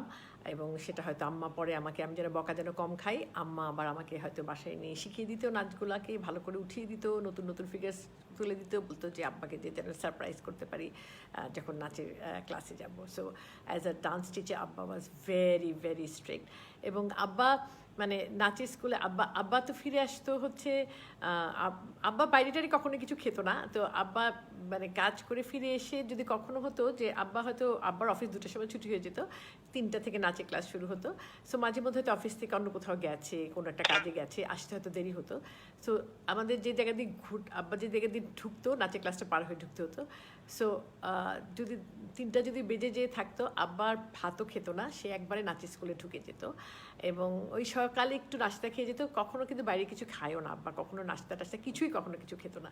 সো ওই বাসায় দুপুরবেলা এসে খেত। তো ওই দিন আর দুপুরে খাওয়াটাও হতো না আব্বা, বিকজ নাচের মেলে এসে গেছে, আব্বা ওই 10 মিনিটের জন্য খেতে আসবে না ঘরে, সেই নাচের ক্লাসে এসে ঢুকে যেত। তারপরে আমরা বলতাম আব্বা খাইনি, সেই নাচের ক্লাস 3টা থেকে নিচ্ছে 5টার দিকে আমরা যদি বলতে যাই যে আব্বা একটু খেয়ে যাও, সে এমন বকা খাবো যে আমরা বলতে পারতাম না। তারপরে করতাম কি, আম্মাও বলতে পারতো না। তারপর আব্বার যদি কোনো ফেভারিট কোনো একটা স্টুডেন্ট থাকে, তাকে দিয়ে হয়তো বলতো যে আব্বা না খাইনি, একটুখানি বলো যে 5 মিনিট যেন একটু রেস্ট নিয়ে একটু যেন খেয়ে আসে, আমাদের খাওয়াটা রেডি আছে। তো সেইভাবে তাকে কাউকে দিয়ে হয়তো বলাতাম যে স্যার আপনি এখন একটু যান, আমরা একটু রেস্ট নিই, আপনি একটু খেয়ে আসেন। ওই নাহলে ওই খেতে আসতে হবে, সেই কথাটা বলা যেত না। আমরা অ্যাটলিস্ট ফ্যামিলিকে বলতে পারতাম না, তাহলে একটা বকা খেতাম যে নাচের ক্লাস ছেড়ে যাবে না। তো সেইভাবে আব্বা নাচের ক্লাসও নিত। আর এখন আমরা কি নাচের ক্লাস থেকে আব্বা কিন্তু অ্যাক্টিং করতে ভীষণ, এই শিশু সুলভ ব্যাপারটা ছিল যে ভীষণ অ্যাক্টিং করতে চাইতো ছবিতে, এবং সেটা নিয়ে আমরা ভীষণ আব্বাকে খ্যাপাতাম যে তোমার কোনো অ্যাক্টিং হয় না, তুমি কেন অ্যাক্টিং করতে চাও। কিন্তু আব্বা তো আসলে আপনারা হয়তো দেখেছেন মনের মতো বলতে আব্বা আম্মা দুজনেই ছিল। তারপরে আবার আব্বাকে সবাই, যারা আমি ছবির গল্পে পরে আসবো, তবে আব্বাকে সবাই খুব পছন্দ করতো, যত ফিল্ম ডিরেক্টর আছে, কারণ আব্বা আম্মা সব সময় একসাথে যেত। মানে আব্বা আম্মা was like everywhere they were known to be together. So মানে দুজনের কর্মক্ষেত্র যে খুব একটা ডিফারেন্ট ছিল তা না। আমি একটু নাচের গল্পটা বলি যে মানে আমার ছোটো বোন যে কথাটা বললো যে আমাদের ঘর বাড়ি সেরকম কিছু ছিল না, কিন্তু আব্বার বোধহয় সমস্ত যতটুকুন মানে আয় ছিল আমাদের কিন্তু খাওয়া দাওয়াটা খুব ল্যাভিশ করতো। মানে আমাদেরকে যত বাজারের বড় বড় মাছ আছে সেই মাছটা আমাদের বাসায় আব্বা নিয়ে আসতো। এবং আমাদের বাসাটা ছিল এরকম যে সবাই আমাদের পাড়ার লোকেরা, আমার মনে হয় না আমরা কোনোদিন একা বিকেলে চা খেয়েছি, কেউ না কেউ আমাদের সাথে চা খেয়েছি। আমরা যে কারো বাসায় খুব একটা যেতাম তা কিন্তু না, আমি হয়তো কারো বাসায় জীবনেও চা খাইনি, যে তারা কিন্তু প্রত্যেক দিনই প্রায় এভরি আদার ডে আমাদের বাসায় এসে চা খেয়েছে। সো সেই সেন্সে আমাদের বাসাটা was very welcoming, very different. এবং আমরা বলতাম, মাঝে মাঝে জোক করে বলতাম বন্ধু বান্ধবদের, আমরা একদিনও একা চা খেতে পারলাম না, মানে সবাই এসে কেউ না কেউ সবার জন্য ইট ওয়াজ ওপেন, আচ্ছা বসে যাও, হ্যাঁ হ্যাঁ চা খেয়ে নাও, এরকম হতো। সো আর আম্মা গল্প করতে ভীষণ পছন্দ করতো। আম্মার গল্পটা একটু পরে আসি। তো আব্বার কথাটা আর কিছু, আব্বার সাথে এই অ্যাক্টিং নিয়ে বেশ আমরা আব্বার সাথে খুব জোক করতাম যে তুমি এত অ্যাক্টিং কেন করতে চাও, কিন্তু তার খুব খুব ইচ্ছা ছিল, যে তাই জন্য অনেক পরিচালকরা আব্বাকে বলতো আচ্ছা আপনাকে একটা পার্ট দিয়ে দিচ্ছি, আম্মা হয়তো ওখানে আম্মাকে দিয়েছে, দেখবেন যে জীবন থেকে নেওয়াতে আব্বাকে একটা জাজের part, it is very happy about that, খুব খুশি যে একটা জাজের পার্ট করছে। আবার আব্বা যখন নাচতো সবাই বলতো, আমার এখন মনে আছে আসাফুদ্দৌলা গান করেন যিনি বিরাট বড় একজন শিল্পী, উনি একদিন গল্প করছিলেন যে আব্বাকে যখন প্রথম সে দেখেছে যে আব্বা স্টেজে নাচছে, উনি বলছিলেন যে মানুষ একটা মেয়ে নাচলে তার দিকে তাকিয়ে থাকে, আমি একটা পুরুষের দিকে তাকিয়েছিলাম যে এত সুন্দর কেউ হয় কি করে দেখতে। মানে ওনার একটা ভীষণ একটা ক্যারিসম্যাটিক ছিলেন। আমার বাবা যখন স্টেজে নাচতেন, আমি তো আসলে অত বেশি ছোটোকালে দেখেছি সেটা তো আমার অত বেশি মনে নাই, তবে আমার একবার মনে আছে আমরা যখন চায়নায় যাচ্ছিলাম, আমরা একটা ট্যুরে আমি আর আব্বা যাচ্ছিলাম, তো একটা স্টেজে আমার তখন মনে পড়ে, আমি তখন বেশ বড়, তখন আমি মানে মনে থাকে কথাটা তখন। আর অন্য সময় আব্বাকে স্টেজে দেখা হয়নি, কারণ আমরা সবাই নাচছি, সো স্টেজ থেকে মানে আমি একজন অডিয়েন্স হিসেবে আব্বাকে দেখিনি। তো একবার দেখেছিলাম তখন আমার সেই দৃশ্যটা আব্বার মনে আছে, যে আসলে উনি যখন স্টেজে আসে আর কারো দিকে তাকানো লাগে না, শুধু মানে ওনার একটা গ্রেস ছিল, ওনার একটা ক্যারিজমা ছিল, যেটা নিয়ে মানে ওনার দিকেই চোখটা যাবে। সো আমি এখন আরেকটা কথায় চলে যাই মনে হয়। আমরা এখন আমার মার কথায় যাই। আমার মা এবার অভিনয়, আমার মাকে আমার কবে থেকে রেডিওতে করে আমার সেটা মনে নেই, কারণ আমি এতই ছোট ছিলাম, এত আগে থেকে রেডিওতে আমার মা অভিনয় করতো। আমি শুনেছি এটা শুনেছি হচ্ছে গোলাম মোস্তফা যে অভিনেতা ছিলেন, উনি বলেছিলেন যে উনি গোলাম মোস্তফা আর আমার মামা নাসির মামা, আমার মার ভাই একই স্কুলে পড়তেন, তো তাদের কলেজে একটা নাটক হবে, তো সেখানে তখন তো আগে নাটকে ছেলেরা মেয়ে হয়ে অভিনয় করতো, তো তখন বললো যে একজন মেয়ে হলে ভালো হতো। তো আমার নাসির মামা বললো, ও আমার একটা বোন আছে, ও এত পাগল, ওকে যা বলবা তাই করবে। তো তখন আমার মা ওই অভিনয়টা করেছিলেন, এবং গোলাম মোস্তফা বলেছিলেন যে she is one of the few ones that যারা এসে মানে একজন মেয়ের অভিনয় করছে। এবং তো স্টেজেও আমার মনে হয় কলেজে স্টেজে আর কত, আমার অত ছোটোকালের কথা মনে নেই, কিন্তু আমার রেডিওটা মনে আছে। তো আমরা যখন ছোটো ছিলাম আমাদের বাসায় ওরকমই ছিল যে আমরা অনেক ছোটোকালে সেই নাটক শুনতেই হবে, সেই আমরা নাটকও শুনতাম। আর তারপরে আমার টিভিটা যেটা হয় হচ্ছে 1965-এ আমার মাকে যখন ডেকে নিয়ে যায়, যে যেতে বলেন, তো আমার মা ভাবলো হয়তো কোনো একটা নাচের অনুষ্ঠান করতে ডেকেছে, তো আমার মাকে বললো যে রক্ত দিয়ে লেখা, এটা আমজাদ হোসেন লিখেছিলেন, যে একটা নাটক করতে হবে। আমার মা তো ভীষণ ভয় পেয়ে গেল, বললো যে না আমার পক্ষে নাটক করা সম্ভবই না, কারণ আমি এসব ডায়লগ মুখস্থ করতে পারবো না, কারণ রেডিওতে তো ডায়লগ মুখস্থ করতে হয় না, আমি পারবোই না, আমি কথাই দিতে পারছি না যে আমি এটাকে করবো। আমি যদি এটাকে ডায়লগ মুখস্থ করতে পারি তাহলে আমি করব। তারপরে বাসায় এসে একদিনের মধ্যে আমার তো সমস্ত ডায়লগ মুখস্থ হয়ে গেল। তারপর প্রথমে ওই রক্ত দিয়ে লেখা একটা হওয়ার পর থেকে আর পিছু বা হতে হয়নি, অ্যাটলিস্ট টেলিভিশনে। তখনকার দিন টেলিভিশনে 3 ঘন্টা অনুষ্ঠান থাকতো, সন্ধ্যা 6টা থেকে 9টা, আমার এখনও মনে আছে। এবং তার আগের দিন তারপরের দিন কি অনুষ্ঠান হবে, যখন ওটা ক্লোজ হতো ওরা বলে দিত কালকে এই অনুষ্ঠান হবে। আর আমার মনে আছে বলে দিত কোন নাটক, সপ্তাহে একটা করে নাটক হতো, কোন নাটক হবে এবং কারা ওখানে অভিনয় করবে। এবং আমার মনে আছে সবাই বলতো, যখন আমার মার নামটা অ্যানাউন্স হতো সবাই বসে থাকতো যে আজকে রওশন জামিল আছে, তার মানে তার তো অ্যাক্টিং দেখতে হবে। সবাই ভাত টাত খেয়ে রেডি যে আম্মার নাটক দেখবে।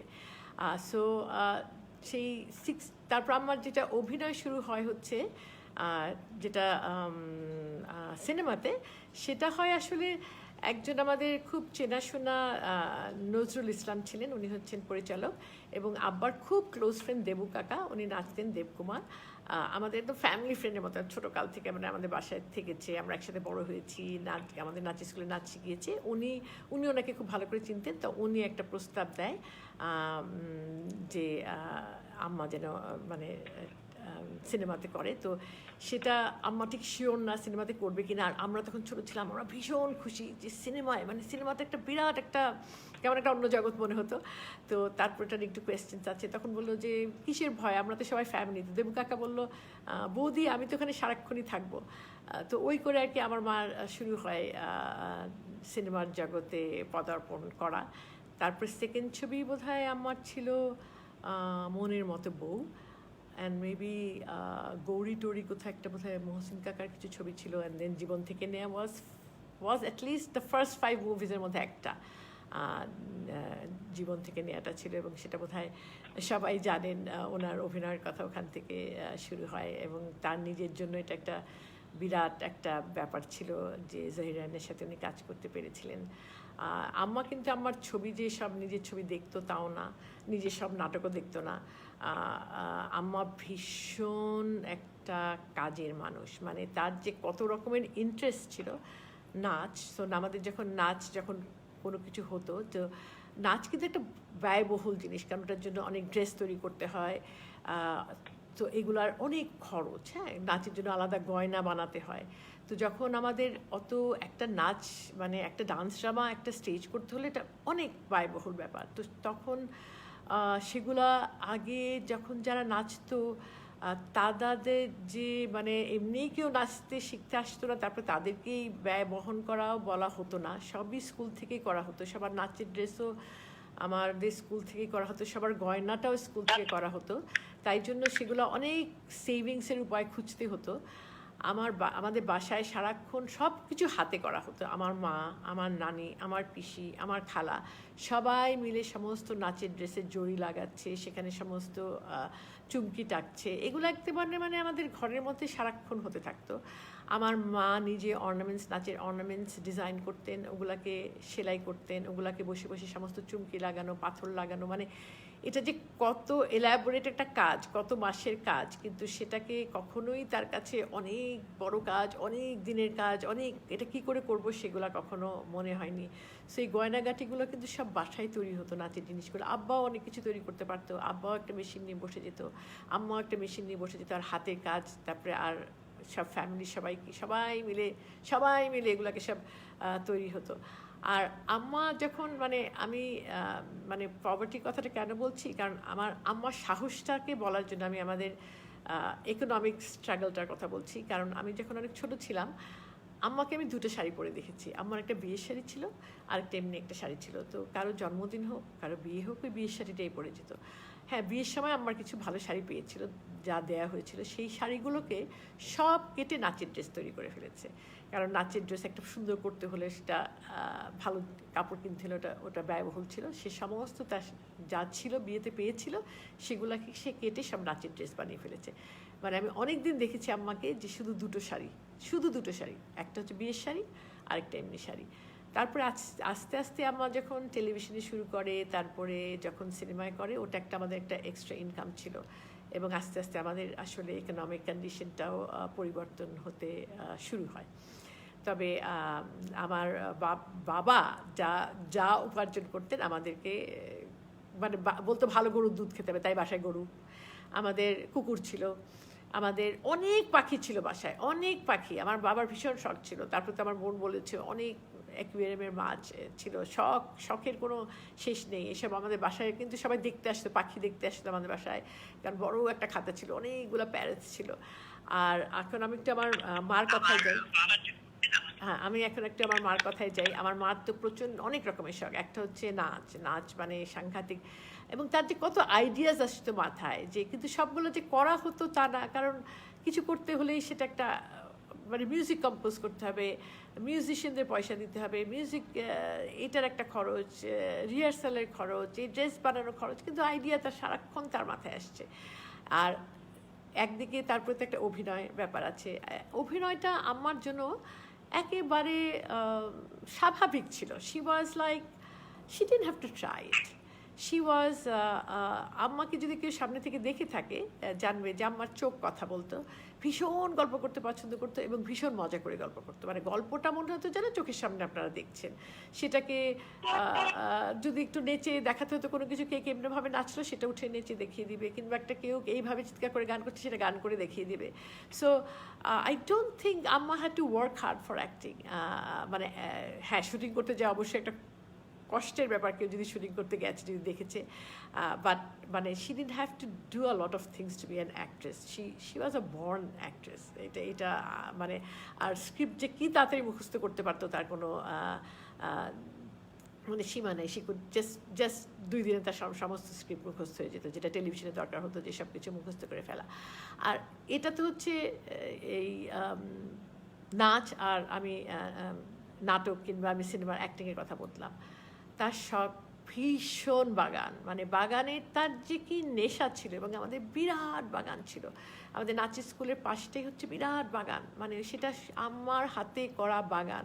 আমাদের বাগানে ফুলে ফুলে ভরা থাকতো সারাক্ষণ, মানে কোনো জায়গা বাদ নেই বাসার যে সেখানে ফুল নেই।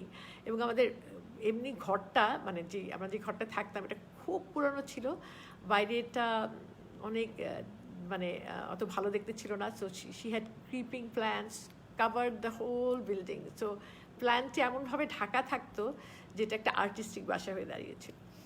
অ্যান্ড তারপরে তার রান্নার শখ, সে ভীষণ ইনোভেটিভ ছিল অ্যাবাউট রান্না। যে তখন আম্মা কখনো রেসিপি দেখে কিছু রান্না করতো না, এবং রেসিপি তখন আসলে রেসিপি বলে আম্মার যখন ছিল বলে কিছু ছিল কিনা জানি না, সবাই তো মুখে শুনে শুনে শিখতো। আর আম্মা যখন বাইরে কোথাও যেত কিছু খেয়ে আসতো, ধরো ট্যুরে গেছে, চায়নায় গেছে, রাশিয়ায় গেছে, লন্ডনে গেছে, কিছু একটা হয়তো সে খেয়ে স্বাদটা বুঝতে চেষ্টা করতো, সেটা এসে বাসায় এসে চেষ্টা করতো। এবং সেই আম্মা মানে দারুণ রান্না করতো। She was well known for her cooking. আচার বানানো মানে বাসায় তো শুধু আমাদের জন্য আচার হবে না, আচার তো হবে অনেকগুলো বয়ম। সেই বয়ম দেখতে হতে হতে লাইন করে রৌদ্র দেওয়া হচ্ছে। কার জন্য? পাড়ার কাকে দিতে হবে, আমাদের প্রাইভেট টিচার কে আছে তাকে দিতে হবে, নাচের কোন টিচার আছে তাকে কাকে দিতে হবে, যে শুধু একবার আম্মাকে বলেছে তাদের সবার জন্য। সো আমার মনে আছে এখনও যদি আচার বানার কথা মনে হয়, আমাদের জন্য 2 বয়ম, 18টা বয়ম হচ্ছে বাইরে দিতে হবে। সো সেটার শখ। আম্মা নিটিং করতে খুব পছন্দ করতো। আম্মা ভীষণ ভালো এমব্রয়ডারি করতো, মানে সেলাইয়ের নেশা, মানে এত সেলাই করতো, এমনি মেশিনে সেলাই করতো, আবার এমব্রয়ডারি করতো। মানে তার যে কিসের শখ ছিল না আমি জানি না। এবং আমাকে কখনো বসে থাকতে দেখতাম না, মানে যখন গল্পও করতো মানে হাতে একটা নিট করছে, নাহলে একটা এমব্রয়ডারি করছে। আরেকটা যেটা আমার ভীষণ শখ ছিল হচ্ছে, মানে নিউজ পেপারের কোনো বোধহয় খবর নাই যে পড়বে না, মানে everything she has to read every কলম অফ এ নিউজ পেপার। আম্মা সকালবেলা উঠে নাস্তা টাস্তা খেয়ে রান্না করতে দিত। তো গরমের দিনতে তো একদম মানে আমাদের রান্নাঘরটার উপরে টিনের চাল ছিল, তো একদম ঘেমে আসতো রান্না শেষ করে এসে। তারপর আমার কাজ ছিল আম্মা স্নান করতে যাওয়ার আগে নিউজ পেপার পড়া, মানে নিউজ পেপারের কোনো অংশ বাদ থাকতো না যে সে পড়বে না। She has to know everything that's going on. So ওইটার একটা নেশা ছিল। কবিতা আবৃত্তি করতে খুব পছন্দ করতো। রবি ঠাকুর ওয়াজ হার, আমি বলবো তার পথ নির্দেশক আমি বলবো। সো আমরা অনেকবার সকালবেলা ঘুম থেকে উঠে আম্মা বসে বসে রবীন্দ্রনাথ পড়ছেন, ভীষণ ইমোশনালও ছিল, অনেক কবিতা পড়ে ভীষণ কাঁদতো। আমরা আবার বলতাম আবার কষ্টের কবিতাগুলো যেন না পড়ে, এই আম্মা এখন কাঁদতে শুরু করবে, এই ওই কবিতা পড়ে অনেকক্ষণ কাঁদবে, নিজেই কাঁদবে। এবং সেটাও করতো, মানে একজন আর্টিস্ট যা হয় আর কি, ভীষণ ইমোশনাল। এবং আমার মা তো she was also a very emotional person. So আপনাদের যদি কিছু একটু জানতে চান আমাকে কিন্তু লিখে, কিংবা যদি কোনো কিছু বোর্ড হন সেটাও কিন্তু জানিয়ে আমাকে, হ্যাঁ। তো তাহলে আমি হয়তো অন্য প্রসঙ্গে যাব। তো আমি আমার যেটা সবচেয়ে ভীষণ অবাক লাগতো হচ্ছে যে আমার মা একজন অভিনেত্রী ছিলেন এবং ভীষণ ব্যস্ত অভিনেত্রী ছিলেন, কিন্তু অ্যাক্টিংটা শেষ করে সেই প্রফেশনাল লাইফটার আমাদের বাসায় ঢুকতো না। বাসায় যখন আমার মা আসতো, সে একদম একটা সিম্পল একটা মানুষ, সে আমার মা। এবং তারপরে উনি যে কী করে এটাকে সেপারেট করতো এত তাড়াতাড়ি, আমি সেটা জানি না। তো সেই ক্ষেত্রে সে যে অনেক একটা মানে যারা যারা সিনেমার কিংবা নাটকের জগতে আছেন, ওই ওনাদের সাথে অনেক ঘুরে বেড়াতেন আফটার হার ওয়ার্ক, একদমই না। And not because of anything else, but because she felt তার 5টা সন্তান আছে, তাদের নাচের স্কুল আছে, তার স্বামী আছে, সেখানে তার সময় দিতে হবে। তার অনেক শখ আছে, তার বাগান করতে হবে, তার রান্না করতে হবে, তার ওই ওই ওই সোশ্যালাইজেশন করার সময় নেই। তার এমনি ভাই বোন আছে, তাদের সাথেও সময় দিতে চাইতো। সো আমার এখন যখন ভাবি, আমার এত অবাক লাগে যে এই সেপারেশনটা কীভাবে হতো। সেই বললে কিন্তু ভেবে না যে আমাদের বাসায় কেউ আসতো না। আমাদের বাসায় কবরী মাসি এসে সারাদিন কাটাতো, আমাদের বাসায় ববিতা আসতো, আমাদের বাসায় শাবানা খালা আসতো। ওরা everybody was welcome in our house. সবাইকে আম্মা রান্না করে খাওয়াতো। ওরা নিজেরাই হয়তো বলতো, আচ্ছা ঈদটা কিন্তু এখানেই হবে, আচ্ছা ঠিক আছে ঈদটা এখানেই হবে।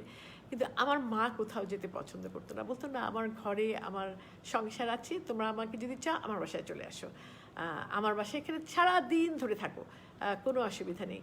কিন্তু উনি খুব একটা বাইরে অন্য কিছুতে যে সময় কাটাতে একদমই কাটাতো না। আরেকটা কথা আমার বোন আমাকে মনে করিয়ে দিল যে আম্মা যদি কখনো যদি দুপুরে দেখেছি আম্মা ঘুমাচ্ছে কিংবা শুয়ে আছে, আমরা বলতাম আম্মা কি অসুস্থ, যে আম্মা শুয়ে আছে কেন? মানে আম্মা তো কখনো শুয়ে থাকে না, মানে she is always doing something. That doesn't mean she was hyper. মানে বসে বসে যে সেলাইয়ের কাজ, যারা এমব্রয়ডারি করেছে তারা বোধহয় জানে যেটা কতখানি একটা পেশেন্সের কাজ। এবং এমব্রয়ডারিটি যদি ভেবে থাকেন শুধু আমাদের জন্যই করেছে তা না। আমি যখন আমেরিকায় পড়াশোনা করতে যাই, আম্মা তো আমাদের অনেক কাজ, আমার জন্য বসে বসে অনেক কাজ করে করে জিনিস পাঠাতাম, এগুলো পড়তাম। আমার হয়তো কোনো একটা আমেরিকান ফ্রেন্ড দেখিয়ে বলতো, ইস কি সুন্দর কান্তা। আমি হয়তো আর আম্মাকে লিখে বললাম যে আম্মা জেনিফার বলেছে তোমার এটা খুব পছন্দ হয়েছে। আম্মা জেনিফারের জন্য আচ্ছা কত বড় কি, আম্মা তার জন্য কাপড় কিনে বসে, আম্মা জেনিফারকে কোনোদিনও দেখেও নি, তার জন্য সে পুরা এমব্রয়ডারি করে কাপড় সেই আমার মতো করে রেখে দিয়েছে। আমি যখন আসবো আমার হাতে জেনিফারের জন্য একটা আম্মার হাতে করা এমব্রয়ডারি কাপড় পাঠিয়ে দিবে। This was what my mother was. আমার আরেক ফ্রেন্ড ছিল, সে বাংলাদেশে আমেরিকানই ছিল, উনি বাংলাদেশে কাজ করতে, রিসার্চে কাজ করতে আসতেন। তো ওনার খুব পছন্দ একটা এমব্রয়ডারি আম্মা করেছিল। তো সে বলতো তার ওয়াইফের জন্য সে একটা করে নিয়ে যাবে। তাই বললাম ঠিক আছে মার কাছে যাও, নিয়ে যাবে, কোথায় করে দিতে পারবে। মার কাছে গেছে, শুনলো না না না সেটা তো হবে না, মেশিনে এমব্রয়ডারি হবে না। সেটা বসে সেই মাইকেল তার বউ তার জন্য বসে বসে আম্মা এমব্রয়ডারি করে কাপড় পাঠিয়ে দিল। আর তখন আম্মার যে হাতে অনেক সময় তা কিন্তু না, আম্মা ওয়াজ সো বিজি।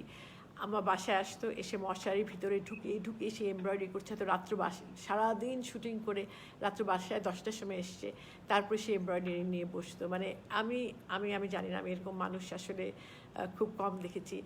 আর আমি যখন আমেরিকায় থাকতাম, আমি প্রায় 13 বছর ওখানে ছিলাম, আমি খুব আম্মার সাথে খুব ক্লোজ ছিলাম। তো আম্মা মানে আমার সাথে মানে সব কিছু আম্মার সাথে অনেক কিছু করতাম। তো আম্মা অনেক বড় বড় চিঠি লিখতো, মানে আম্মার কাছে এভরি আদার ডে আমার চিঠি আসতো, মানে আম্মার চিঠি আমার পেতে হবে, নাহলে আমার কান্নাকাটি শুরু হয়ে যেত।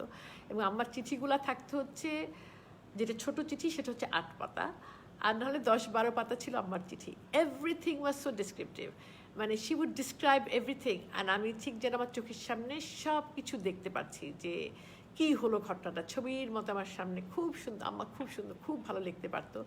একসময় আমার 200টা চিঠি আছে আমার কাছে লেখা। আমি সেখান থেকে আমি ভাবছি যে কিছু কিছু আমরা পাবলিশ করব, বিকজ এত সুন্দর লিখতো এবং সব বিষয়ে হয়তো দেশ নিয়ে কথা লিখছে, আমার বাবার জন্য কী ফিল করছে সেটা লিখছে, আমাদেরকে কীভাবে মিস করছে, কিংবা ওই দিন কী ঘটনা ঘটলো শুটিং করতে যেয়ে, কিংবা একটা নাচের একটা পরিকল্পনা কীভাবে আছে, কিংবা একটা নতুন রান্না করে ফেলেছে সেটা রেসিপিটাকে লিখে আমাকে পাঠিয়ে দিল। ঠিক সেরকম করে আমার চিঠি লেখা হতো। যারা জানেন না, আমার বাবা 1980 সালে একটা রোড অ্যাক্সিডেন্টে মারা গিয়েছিলেন। আব্বা রিক্সায় ছিলেন, একটা বাস ট্রাক হিট করেছিল, ওখানে he died on the spot, বাজার করতে যাচ্ছিলেন। আমি তখন আমেরিকায় ছিলাম, পড়াশোনা করছিলাম। তো তখন হয়তো তারপরের অবস্থা হয়তো আমি একটুখানি আমি একটা মানে আরেকটা কথা আমি একটু ফিরে যেতে যাচ্ছি। আমি একটু তাদের পেরেন্ট মানে দেম অ্যাজ এ পেরেন্ট কথাটা একটু ফিরে যেতে চাচ্ছি, যে আমার মা আর মানে ফরওয়ার্ড থিঙ্কিংয়ের কথা বলতে চাচ্ছি। আমরা যখন অনেক ছোট তখন আমি একদম ছোটোকালে আমি বারবার কথাটা বলছি যে আমরা যখন অনেক ছোট তখন আমাদের অনেক ইকোনমিক স্ট্রাগল ছিল। তো তখন আমাদের যখন স্কুলে ভর্তি করবে তো আব্বা মা বললো যে ওদের বেস্ট স্কুলে দিতে হবে। সো আম্মা ডিসাইড করলো যে আমরা যারা 3 বোন আছি আমাদেরকে ইংলিশ মিডিয়ামে দেবে, আমার 2 ভাইকে বেঙ্গলি মিডিয়ামে দিবে। কারণ ছেলেরা এক্সপেক্টেড যে তারা একটা চাকরি করতে হবে, দে উইল ফাইট ইট। কিন্তু তখন সেই সময়ে আমি 60s কথা বলছি, একদম আর্লি 60s কথা বলছি, লেট 50s কথা বলছি, যে মেয়েরা নট এক্সপেক্টেড চাকরি করবে, তাদের বিয়ে হয়ে যাবে, ম্যাট্রিক পাস পাশের মধ্যে বিয়ে হয়ে যাবে, অ্যান্ড পড়াশোনা করলো সেটা কোনো একটা ব্যাপার না। কিন্তু আম্মা ভাবতো যে মেয়েদেরকে এম্পাওয়ার করতে হবে এবং কীভাবে তাকে আমি এম্পাওয়ার করতে পারি। সবাইকে আমি একই স্কুলে পড়াতে পারবো না, ইংলিশ মিডিয়ামের বেতনগুলো বেশি ছিল। যদি আমার মেয়েরা একটু ইংলিশ বলতে পারে, maybe that will be an extra weapon for them, আর এক্সট্রা একটা হাতিয়ার, যে আমি একটা এক্সট্রা জিনিস পারি এবং হয়তো নিজের উপরে ট্রাস্টটা বেশি আসবে, নিজেকে বিশ্বাস করার। তখন সে ডিসাইড করলো 3 মেয়েকে ইংলিশ মিডিয়ামে দিল, আমার 2 ভাইকে বাংলা মিডিয়ামে দিল।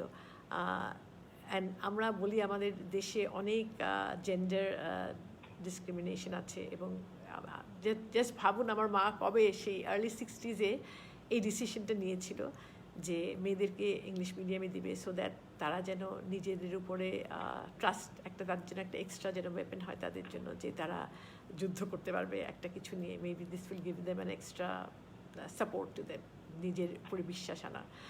আর স্কুলে আমাদের সত্যি ভীষণ ভালো স্কুলে পড়িয়েছে, অনেক স্ট্রাগল করতে হচ্ছে স্কুলে পড়াবার জন্য, সেসব কথায় আমি নাই গেলাম। তো আমরা তো তাই জন্য অসম্ভব কৃতজ্ঞ। তবে আমি আসলে বিশ্বাস করি কিছু মিরাকেল হয় জীবনে, এবং আমি এই মিরাকেল, 2টা মিরাকেলের কথা বলবো। আমি মনে করি এটা আমাদের জীবনেই ঘটেছে। আমার মা বলতো যে আমার বাবা রোজ রাতে একটা ছোট প্রেয়ার করতেন। তো প্রেয়ারটা আবার জোরে জোরে আমার মার সামনে বলে ফেলতো। প্রেয়ারটা ছিল হচ্ছে, আব্বা ভাবতো যে আমি কিন্তু এটার কথা বলছি 70s কথা, হ্যাঁ, মানে আর্লি 70s, যে আমার আব্বার খুব শখ আমরা সবাই খুব ভালো পড়াশোনা করব এবং আমরা যেন বিদেশ থেকে ডিগ্রি নিতে পারি। এবং তার কাছে মনে হতো যে আমেরিকায় বোধহয় শ্রেষ্ঠ ইউনিভার্সিটিগুলো আছে, মানে তার আমেরিকা নিয়ে একটা বেশ একটা অ্যাট্রাকশন ছিল। হ্যাঁ, সো বলতো ওরা যেন সবাই বিদেশে যে পড়তে পারে। তো আম্মা বলতো, তুমি ভাবছো ওরা সবাই বিদেশে যে পড়বে, তুমি কাউকে পড়াতে পারবে বিদেশে? না। তো তাতে কি, ড্রিম করতে অসুবিধা কি? আব্বাই কথা বলতো, ড্রিম করতে অসুবিধা কি? এবং আমি এটা বলবো, আমরা 5 ভাই বোন সবাই আমেরিকা থেকে পড়াশোনা করেছি, ওখান থেকে আমরা উচ্চ শিক্ষিত হয়েছি, এবং আমার বাবাকে একটা পয়সাও ব্যয় করতে হয়নি আমাদের জন্য। এবং এটা আবার ড্রিম ছিল। He was such a innocent nice person, যে এবং আপনি যদি সৎ পথে থাকেন আপনার মিরাকেলটা বোধহয় ঠিকই হয়, মানে হয়, আমার তাই মনে হয়। আরেকটা হচ্ছে, আমার বাবার খুব শখ ছিল আমেরিকায় বেড়াতে যাবে। কেন যে এত শখ ছিল আমেরিকায় বেড়াতে যাওয়া আমি জানি না। আব্বা কিন্তু দেশ বিদেশে অনেক জায়গায় ঘুরেছে, কিন্তু আমি যখন তখনকার দিনে কিন্তু আমেরিকায় যাওয়াটা খুবই একটা কঠিন ব্যাপার ছিল। নাচের ট্রুপ যারা যেত বাইরে, আমেরিকায় কোনো ট্রুপ যেত না, স্টেট ভিজিট কোনো আমেরিকায় হতো না, বাট ইংল্যান্ডে হতো। ইংল্যান্ডে তখন তো অনেকে ইংল্যান্ডে সবচেয়ে আগে গেছে, ওই সময় তো আমেরিকায় অত বেশি লোক যায়নি। সো অন্যান্য দেশে গেছে, তার একটা মনে হতো একবার আমেরিকায় যাব। তো আমরা যখন, আমার বড় ভাই, আমার ছোট ভাই, আমরা তখন মাত্র জাস্ট পড়তে গেছি। তো আমরা নিজেরাই বললাম, আমরা যখন পাশ করবো, পাশ করি মানে আমরা পয়সা জমিয়ে 3 জন আব্বাকে নিয়ে আসবো একবার আমেরিকাতে, যে first thing will do is আব্বাকে নিয়ে আসবো আমেরিকায়। তো আমি মাত্র গেছি, 1 সেমেস্টার হবে, মাস্টার্স করছি। আমার ভাইও জাস্ট আন্ডার গ্র্যাজুয়েট করছে, আরেক ভাইও গেছে। তো আমাদের তখন কেউ কিছু আর্ন করছি না, নিজেদেরই কোনো রকমে চলছে। তো হঠাৎ শুনি আমার বাবা আমেরিকায় আসবে, যে একটা ইউএস গভর্নমেন্ট থেকে, ইউএসআইএস ছিল, ওখান থেকে তারা কিছু জনকে চুজ করে যে তারা অ্যাজ ওখানে যে ওখানকার কেউ নাচের শিল্প হলে নাচের সব ওখানে স্কুল ভিজিট করাবে, ওখানে বাংলাদেশ সম্বন্ধে লেকচার দেবে। কেউ যদি ড্রামার হয়ে থাকে ড্রামাতে যাবে। তখন আমার মনে আছে ইউসুফ বাচ্চু যে আছেন নাটক ড্রামাতে, আর আব্বা, এই দুজনকে চুজ করে আমেরিকায় পাঠালো। আব্বা মার্চ মাসে অফ 1980-তে আমেরিকায় আসলো। আমি তখন শিকাগোতে ছিলাম, আমার এক ভাই নিউ ইয়র্কে ছিল, আমার আরেক ভাই ছিল ইলিনয়তে। তো ওখানে আব্বা সবার সাথেই শিকাগোতেও অনেক জায়গায় আব্বাকে ওখানে 3 মাসের মতো ছিল, ইউএস গভর্নমেন্ট থেকে নিয়ে গেছিলো। উনি ডিফারেন্ট ওখানের নাচের স্কুলে যেয়ে ওদের আমাদের নাচ সম্বন্ধে লেকচার দিত এবং ওদের নাচ it was a kind of a scholarship to know about cultural exchange প্রোগ্রামের মতো ছিল। তো সবার সাথে আমাদের দেখা হলো। আব্বা আসার পথে লন্ডনে 2 দিনের জন্য থামলো, সেখানে দেখা হলো তার নিজের ছোট ভাইয়ের সাথে আর আমার মামার সাথে। ফিরে আসলো ওই বছরই আব্বা রোড অ্যাক্সিডেন্টে মারা গেল সেপ্টেম্বরে। মনে হয় আমাদের সাথে হয়তো এই যে আমি ভাবতেও পারি না তখন কিন্তু কেউ আমেরিকায় যেত না, কোনো ট্যুরও হতো না, কোনো এই কালচারাল এক্সচেঞ্জটা যে কী করে হলো আমি ঠিক জানি না। হয়তো একটা মানুষের মনে অনেক শখ ছিল, তাই তার যাবার আগে সেটা হলো। এবং সেটা যদি না হতো আমার বোধ হয় ওই জীবনের একটা সবসময় একটা অপরিপূর্ণতা থেকে যেত যে আব্বাকে আমি আমেরিকা আনতে পারলাম না, কিন্তু সে নিজেই গেল এবং আমাদের সবার সাথে দেখা করে যেন বিদায় নিয়ে গেল। সেই কথাটা আমি আজকে একটু শেয়ার করতে চাইলাম সবার সাথে। তো এখন আমি একটু আমার মার কথায় ফিরে যাই আবার একটুখানি, যে আমার বাগানটা, মানে বাগানের কথা বলতে গেলে অনেক ফুল থাকতো, কিন্তু আপনারা কেউ যদি একটা ফুল ছিঁড়তে চান আপনি আমার মার শত্রু হয়ে যাবেন। কাউকে ফুল ছিঁড়তে দেবে না। কেন? যদি ফুল সুন্দরই লাগে সেটা দেখো, সেটা কি নিজের করে নিতে হবে? যেটা সুন্দর সেটা সুন্দর, এসে দেখে যাও, চোখ ভরে দেখে যাও। এখানে যতক্ষণ থাকে ইচ্ছা হয় বসে থাকো, বাট সেটা তোমার নিজের করতে হবে। কেন? সেটা এখানেই থাকুক না, যেটা যেখানে সুন্দর লাগে সেখানেই থাকুক, সেটাই ছিল তার কথা। এবং আমরাও যে কোনো ফুল কেটে ঘরে আনতে পারতাম না, আমাকে শিখিয়ে দিয়েছিল কোন ফুলটা কাটতে হবে। যেই ফুলটা ফুটে গেছে সেটা হয়তো 2 দিন পরে ঝরে যাবে, সেই ফুলটা কেটে আমাদের ঘরে সাজানো হতো। সে সবসময় পছন্দ করতো আমাদের ঘরে যেন ফুল থাকে এবং সেই ফুলটাই কাটতে দেওয়া হতো। এবং মানে আমরা ভয় থাকতাম যে কোনো ফ্রেন্ড এসছে কিংবা কেউ, তারা তো বুঝতো না যে যেই বাগানে এত ফুল, যে সেই ফুলের যে বাগানের যে মালিক, সে একটা ফুল যদি কাটতে দিতে হয় আমার মার যে মূর্তি কী হবে আমি জানি না। তুমি সারা জীবনের শত্রু হয়ে যেতে পারো, কিন্তু সেই ফুল চেয়েও না তার কাছ থেকে। সে মানে আমার মনে হতো আমার মার বোধহয় হার্টে লাগতো যে যেটা তার বাচ্চা, যেটাকে কেউ নিতে পারবে না। সো আমার মা এত ফুল ভালোবাসতো। আমার মার বেলি ফুল খুব শখ ছিল। প্রত্যেক সামারে আমাদের অনেকগুলো বেলি ফুলের গাছ ছিল এবং ওখানে বেশ বেলি ফুলগুলো বড় বড় হতো এবং আমি সেটাকে আমি দায়িত্বটা পালন করতাম। ফুল প্রত্যেক দিন বিকেলে তৈরি করে আমার মা ফুল ফুটতে খুব পছন্দ করতো এবং আমার মা বলতো যে বেলি ফুলের মালাটা যেটা গাঁথা হবে সুতো যেন না দেখা যায়, মানে এমন ঠেসে শেষে গাঁথতে হবে। আমি এখনও যখন বেলি ফুলের মালা দেখি রাস্তায়, আমার মনে হয় যে গাঁথা হয়নি ঠিক মতো, সুতো দেখা যাচ্ছে, কারণ আমার মা কিছুতেই সুতো দেখতে দিবে না। সো ওটা আমার মা রাত্রিবেলা সবসময় পরে ওটা নিয়ে ঘুমাতো।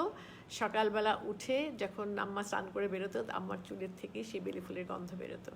আর সবসময় বলতো একটু পানি ছিটা দিয়ে ঘরের মধ্যে বেলি ফুলটা রাখবে, তাহলে বেলি ফুলের গন্ধে ঘরটা সবসময় ভরা থাকতো।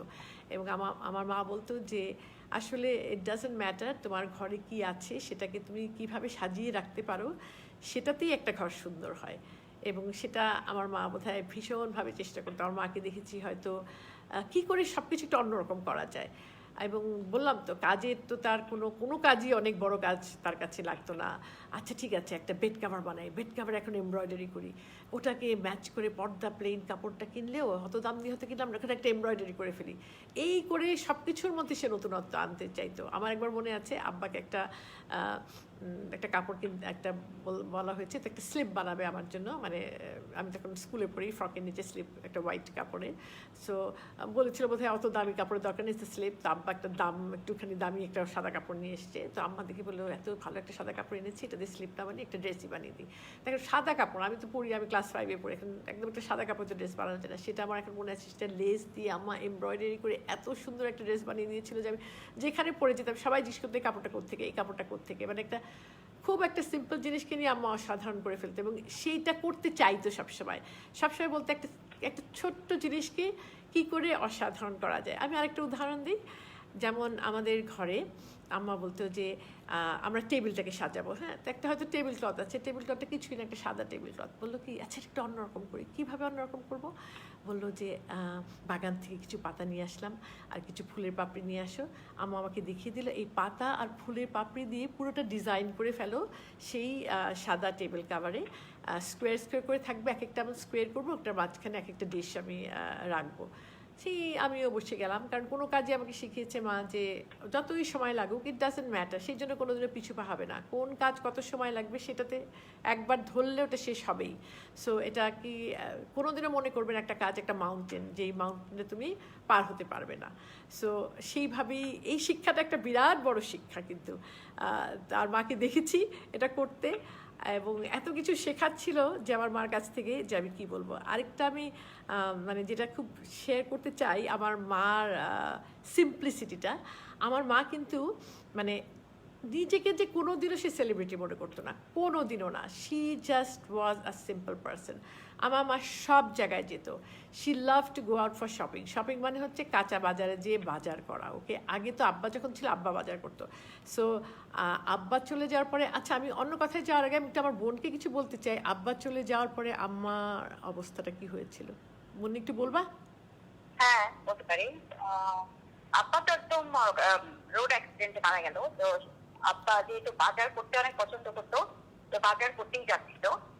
তো আমাকে শেষ কথা যেটা জিজ্ঞেস করলো কোনো অর্ডার, মানে কোনো স্পেশাল কোনো অর্ডার আছে কিনা। আমি বললাম যে আমরা তার কিছুক্ষণ জাস্ট 10 মিনিট বা 5 মিনিট পরে খবর আসলো অ্যাক্সিডেন্ট হয়েছে। যাই হোক, তারপর তো চলে গেল। তো ওটা এতটাই অকস্মাৎ ছিল। আমি জানি না শোনা যাচ্ছে, শব্দ হচ্ছিল। আপনারা কি শুনতে পাচ্ছেন আমার বোনের কথা? কেউ একটুখানি নোট, মৌসুমি একটু জানাবে শুনতে পাচ্ছ? কথা বলবে আমার বোন? আচ্ছা বলো তুমি, হয়তো বলবে কথা বলতে পারলে। হ্যাঁ আচ্ছা, তো এটা এতটাই অকস্মাৎ ছিল যে আমরা তো নিজেরাই মানে স্তম্ভিত ছিলাম যে কি হয়ে গেল 10 মিনিটের মধ্যে। তো তারপর তো আম্মা খুব স্বাভাবিকভাবে, কারণ আব্বা তো খুব বয়সী ছিল না, খুব বেশি সেভিংস আমাদের ছিল না, কিছুই ছিল না আসলে। তো আমরা অতটা না বুঝলেও কিন্তু সেই সময় বুঝতাম যে তখন যদি শাহিদ মামা, মানে আমাদের যে মামা, সে যদি আমাদের পাশে এসে না দাঁড়াতো তাহলে হয়তো আমি জানি না আমরা কিভাবে সার্ভাইভ করতাম। কারণ ইকোনমিক্যালি বা সাইকোলজিক্যালি যে সাপোর্টটা সেই সময় আমার মামা দিয়েছে, সেটা আমি কোনোদিনও কোনো কিছুর বিনিময়ে সেটা মানে শোধ করা তো প্রশ্নই আসে না, কিন্তু কোনোভাবে এটাকে বলা যায় না। সেই যে সাপোর্টটা দিয়েছে, মানে আম্মাকে প্রত্যেক দিন আসতো আমাদের বাসায়, প্রত্যেকদিন আম্মাকে নিয়ে বসতো, বিকাল থেকে নিয়ে রাত পর্যন্ত আম্মাকে সান্ত্বনা দিত বা কথা বলতো আমরা জানি না, কিন্তু দুজনই বসে বসে কথা বলতো, সান্ত্বনা দিত। তারপরে ইকোনমিক্যালি অনেক সাপোর্ট করেছে, এটা তো মামার দিক থেকে। কিন্তু আম্মা হাঁটতেও পারতো না, কারণ এত শখ খেয়েছিল যে মানে হাঁটা চলা করে করতেও আমার অসুবিধা হতো। তো তখন হঠাৎ করে ওই যে বরকতুল্লাহ যে আছে আমাদের আব্বার স্টুডেন্ট ছিল, সে তখন টিভিতে পরিচালক আর প্রযোজক। তো উনি হঠাৎ একদিন আসলেন, এসে তখন আম্মা তো কিছু করবে না, আম্মা সব ছেড়েই দিবে, কোনো কিছু করবে না। যদিও সামনে বিশাল একটা দায়িত্ব রয়েছে, আমি আর কাকুন তখন এখানে সবাই বাইরে থাকেও। তো তখন আমাদের কোনো সেভিংস নাই, কিছু নাই, তো সংসারটা চালাতে হবে। তো তখন সেটার জন্য না, বরকতদা আসলে খুঁজছিল, আম্মাকেই চাচ্ছিল একটা রোলের জন্য সকাল সন্ধ্যাতে। হ্যাঁ, সকাল সন্ধ্যা। তখন আম্মা প্রথমে না করে দিয়েছে যে করবে না, তারপরে অনেক বোঝানোর চেষ্টা করেছে, তারপরেও বোঝাতে হাঁটতে পারি না। তারপরে তারা আম্মাকে মানে লিটারেলি কোলে করে নিয়ে গাড়িতে উঠিয়েছে, তারপরে নিয়ে গেল। তখন সে তখন সে করবে না এরকম একটা অ্যাডামেন্ট ছিল, কিন্তু ওই সবাই মিলে তাকে জোর করে আবার জীবনে ফিরে নিয়ে আসলো আর কি। সকাল সন্ধ্যা দিয়ে আবার আম্মার মানে অভিনয় আবার ফিরে আসলো, মানে সবাই মিলে চেষ্টা করে আম্মাকে আহ, মানে এই আবার জীবন্ত করলো আর কি, অর্থমৃত্যু ছিল বলতে গেলে। হুম, হুম। সেটা একটা আমাদের খুব একটা মানে আমি তখন পিএইচডি করছিলাম, আমেরিকায় ছিলাম, আমার কোনো পয়সাও ছিল না আসার, তবু আমি চলে আসবো সব কিছু ছেড়ে। আমার মামা যে ছিল শাহিজ মামা আমাকে শুধু বললো যে তোর আব্বা কিন্তু চাইতো যে তুই পড়াশোনাটা শেষ কর, তোর বাবার ড্রিম তো পরিপূর্ণ করতে হবে। তখন রয়ে গেলাম আর কি। তখন যাই হোক, ওটা একটা আমার মার জন্য শাহেদ মামা was like father, he became hour father. হ্যাঁ, হ্যাঁ, ফ্যামিলিতে যদি শাহেদ মামা না থাকতো আমি জানি না আমরা আদৌ এক্সিস্টই করতাম কিনা, কারণ যেহেতু সেই সময় মুক্তিযুদ্ধের সময় পিসিরা ছিল, হ্যাঁ, পিসিদেরকে বাঁচানো মানে মানে নিজের লাইফ রিস্ক করে আমাদেরকে জায়গা দেওয়া তাদের বাসায়, তারপরে ওখান থেকে নারী বাসা থেকে একটু আপত্তি আসলো, তারপরে আমাদের গ্রামে দিতে হলো, তারপরে এগুলো সবকিছু পিছনেই শাহেদ মামার একটা বিশাল বড় অবদান আছে। হ্যাঁ, মানে আমরা আজকে যা হয়েছি, আমার বাবা মা যা করতে পেরেছে, অনেকের অবদান, অনেক এঞ্জেলস আছে আসলে, কেউ আত্মীয় স্বজন থেকে আসে, কেউ বাইরে থেকে আসে, এবং সেটাকে আমরা রেকগনাইজ করি। সো আমি আরেকটু বলি আম্মা সম্পর্কে একটু বলি, যদি শোনা যায়। শোনা যায়, বলো। তুমি শোনো। আচ্ছা, আমার যেটা মনে হচ্ছে আম্মা খুব স্ট্রেট ফরওয়ার্ড ছিল, যা বলার মুখের উপরে বলতো। মানে আমাদের তো সবসময় বলতোই, মানে এই কথাটা সবসময় আম্মা বলতো, কারণ আম্মা নিজে মনে করতো যে আম্মা যদি আজকে ইকোনমিক্যালি আম্মা যদি মানে ফ্যামিলিতে সাপোর্ট না করতে পারতো, তাহলে আমাদের ফ্যামিলির অবস্থা। আব্বা তো খুব বেশি বৈষয়িক ছিল না। হ্যাঁ, আম্মা কিন্তু সেই জন্য খুব প্র্যাকটিক্যাল ছিল, এবং বুঝতো যে একটা নারী যে নিজের পায়ে দাঁড়ানোটা কতটা ইম্পর্টেন্ট, এটা আমার নিজের জীবন দিয়ে কোনো বই দেখে পড়ে নাই, কোনো উইমেন এম্পাওয়ারমেন্ট তখন বলে কোনো কথাই ছিল না।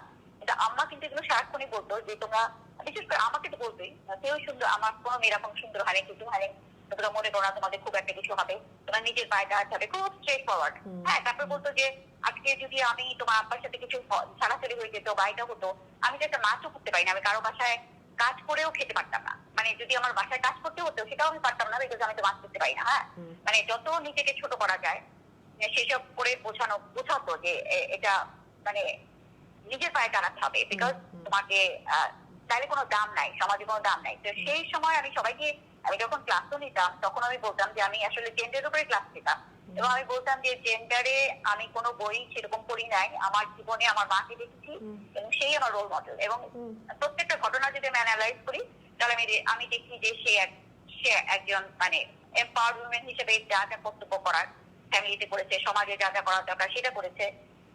একটা এম্পাওয়ার্ড উইমেন কিরকম হতে হয় আমার আম্মাই আমার রোল মডেল। তো তার জন্য সত্যিকার অর্থে কোনো পরিচয় করতে হয়নি, আম্মাকে দেখি আমি সব। হ্যাঁ, আমি আরেকটা কথা যে অ্যাড করতে যাই, কারণ ভুলে যাবো, যেটা আমি এখনো নিজেকে বারবার মনে করাই। একবার মনে আছে যে আম্মা মানুষকে একটু ছোটখাটো হলে গিফট দিতে খুব পছন্দ করতো। যেই আসতো, আমার কোনো ফ্রেন্ডস আসছে তাকে দেখে নাই, তা থেকে একটা ছোটো গিফট কিনে দিত। তো একবার একটা গিফট কিনে নিয়ে এসছে এবং সেটা নিয়ে বেশ ফাস করছে, এটা কি পছন্দ হবে না নাকি যে কে আমি চেঞ্জ করে আসবো, এত ফাস করছে। আম্মার যে খুব একটা পয়সা ছিল তাও না, কিন্তু আমি তখন বলছি, আম্মা তুমি যাদের জন্য ফাস করেছো ওরা কিন্তু আমাদের জন্য কোনো একটা ফোটাও ফাস করে না, they don't even think about giving us anything, তুমি এত ফাস করো কেন?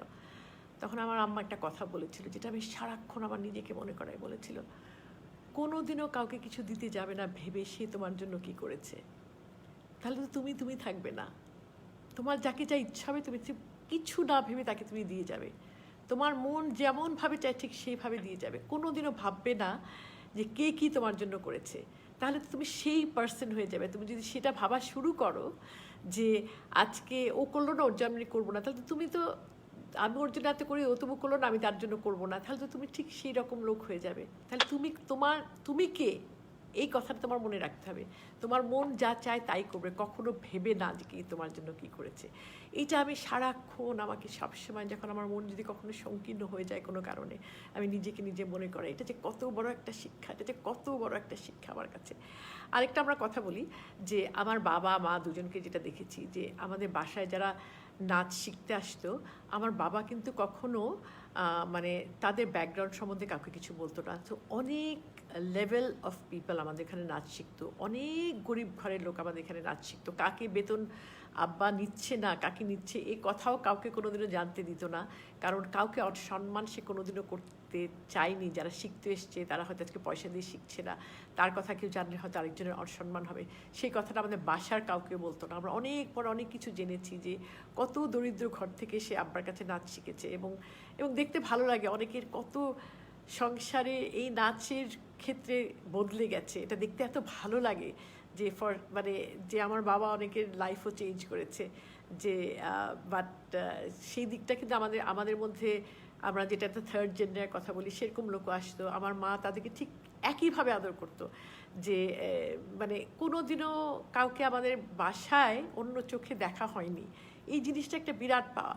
আমি আরেকটা কথা বলতে চাই যে আমাদের বাসায় যারা আমাদেরকে হেল্পার আছে, আমাদেরকে যারা রান্না করে দিত, আমাদেরকে যাদেরকে খাওয়াতো, আম্মা বলতো ওরা কিন্তু দেয়ার সেকেন্ড আফটার মি, বিকজ মানে after me after her, because আম্মা যখন থাকতে পারে না তারাই কিন্তু আমাদের দেখাশোনা করে, আমরা ঠিকমতো খাচ্ছি কিনা সেটা আমরা আমাদের দেখাশোনা কিন্তু ওদের সঙ্গে যেন কোনোদিনও খারাপ ব্যবহার না করি। আমরা কিন্তু ঈদে যারা একটু বয়স্ক আমাদের বাসায় কাজের আমাদের হেল্পার ছিল, আমার মা আমাদের জন্মদিনের ঈদে তাদের পায়ে ধরে সালাম করাতো। সেটা আমার নানির বাসায় ছিল, যে যারা হয়তো অনেক দিন ধরে কাজ করছে আমরা কিন্তু তাদের পায়ে ধরে সালাম করতাম ঈদের সময়। আবার ছোট ছোট বেশ মজার গল্প আছে, সে ওরা আমাদের বাসায় যারা কাজ করতো আমাদের মানে এত শখের ছিল, ওরা আমাদের জন্মদিনে হয়তো 1 টাকা দিয়ে একটা গিফট কিনে নিয়ে আসছে, কী পছন্দ, একটা ফেরিওয়ালা আসছে, বলো কোন মাথার চুলের ক্লিপটা কিনবা, আমরাও কিনতাম সেই শখ করে। আম্মা বলতো ঠিক আছে, নাও করতো না, বলছে ওদেরও তো শখ আছে দেওয়া, ঠিক আছে দেখ, কোনো অসুবিধা নেই। আরেকটা জিনিস ছিল যে ঈদের সময় যখন আমাদের বাজার করতে হতো, আমার নাম্বার 1 প্রায়োরিটি ছিল হচ্ছে সবচেয়ে আগে যাদের শপিংটা করা হচ্ছে আমাদের বাসার কাজের লোকদের। এবং আমার সেটা ভীষণ, আমি অনেক ছোটোকাল থেকে আমার সাথে বাজার করতে যেতাম, ভীষণ মজা লাগতো আমার।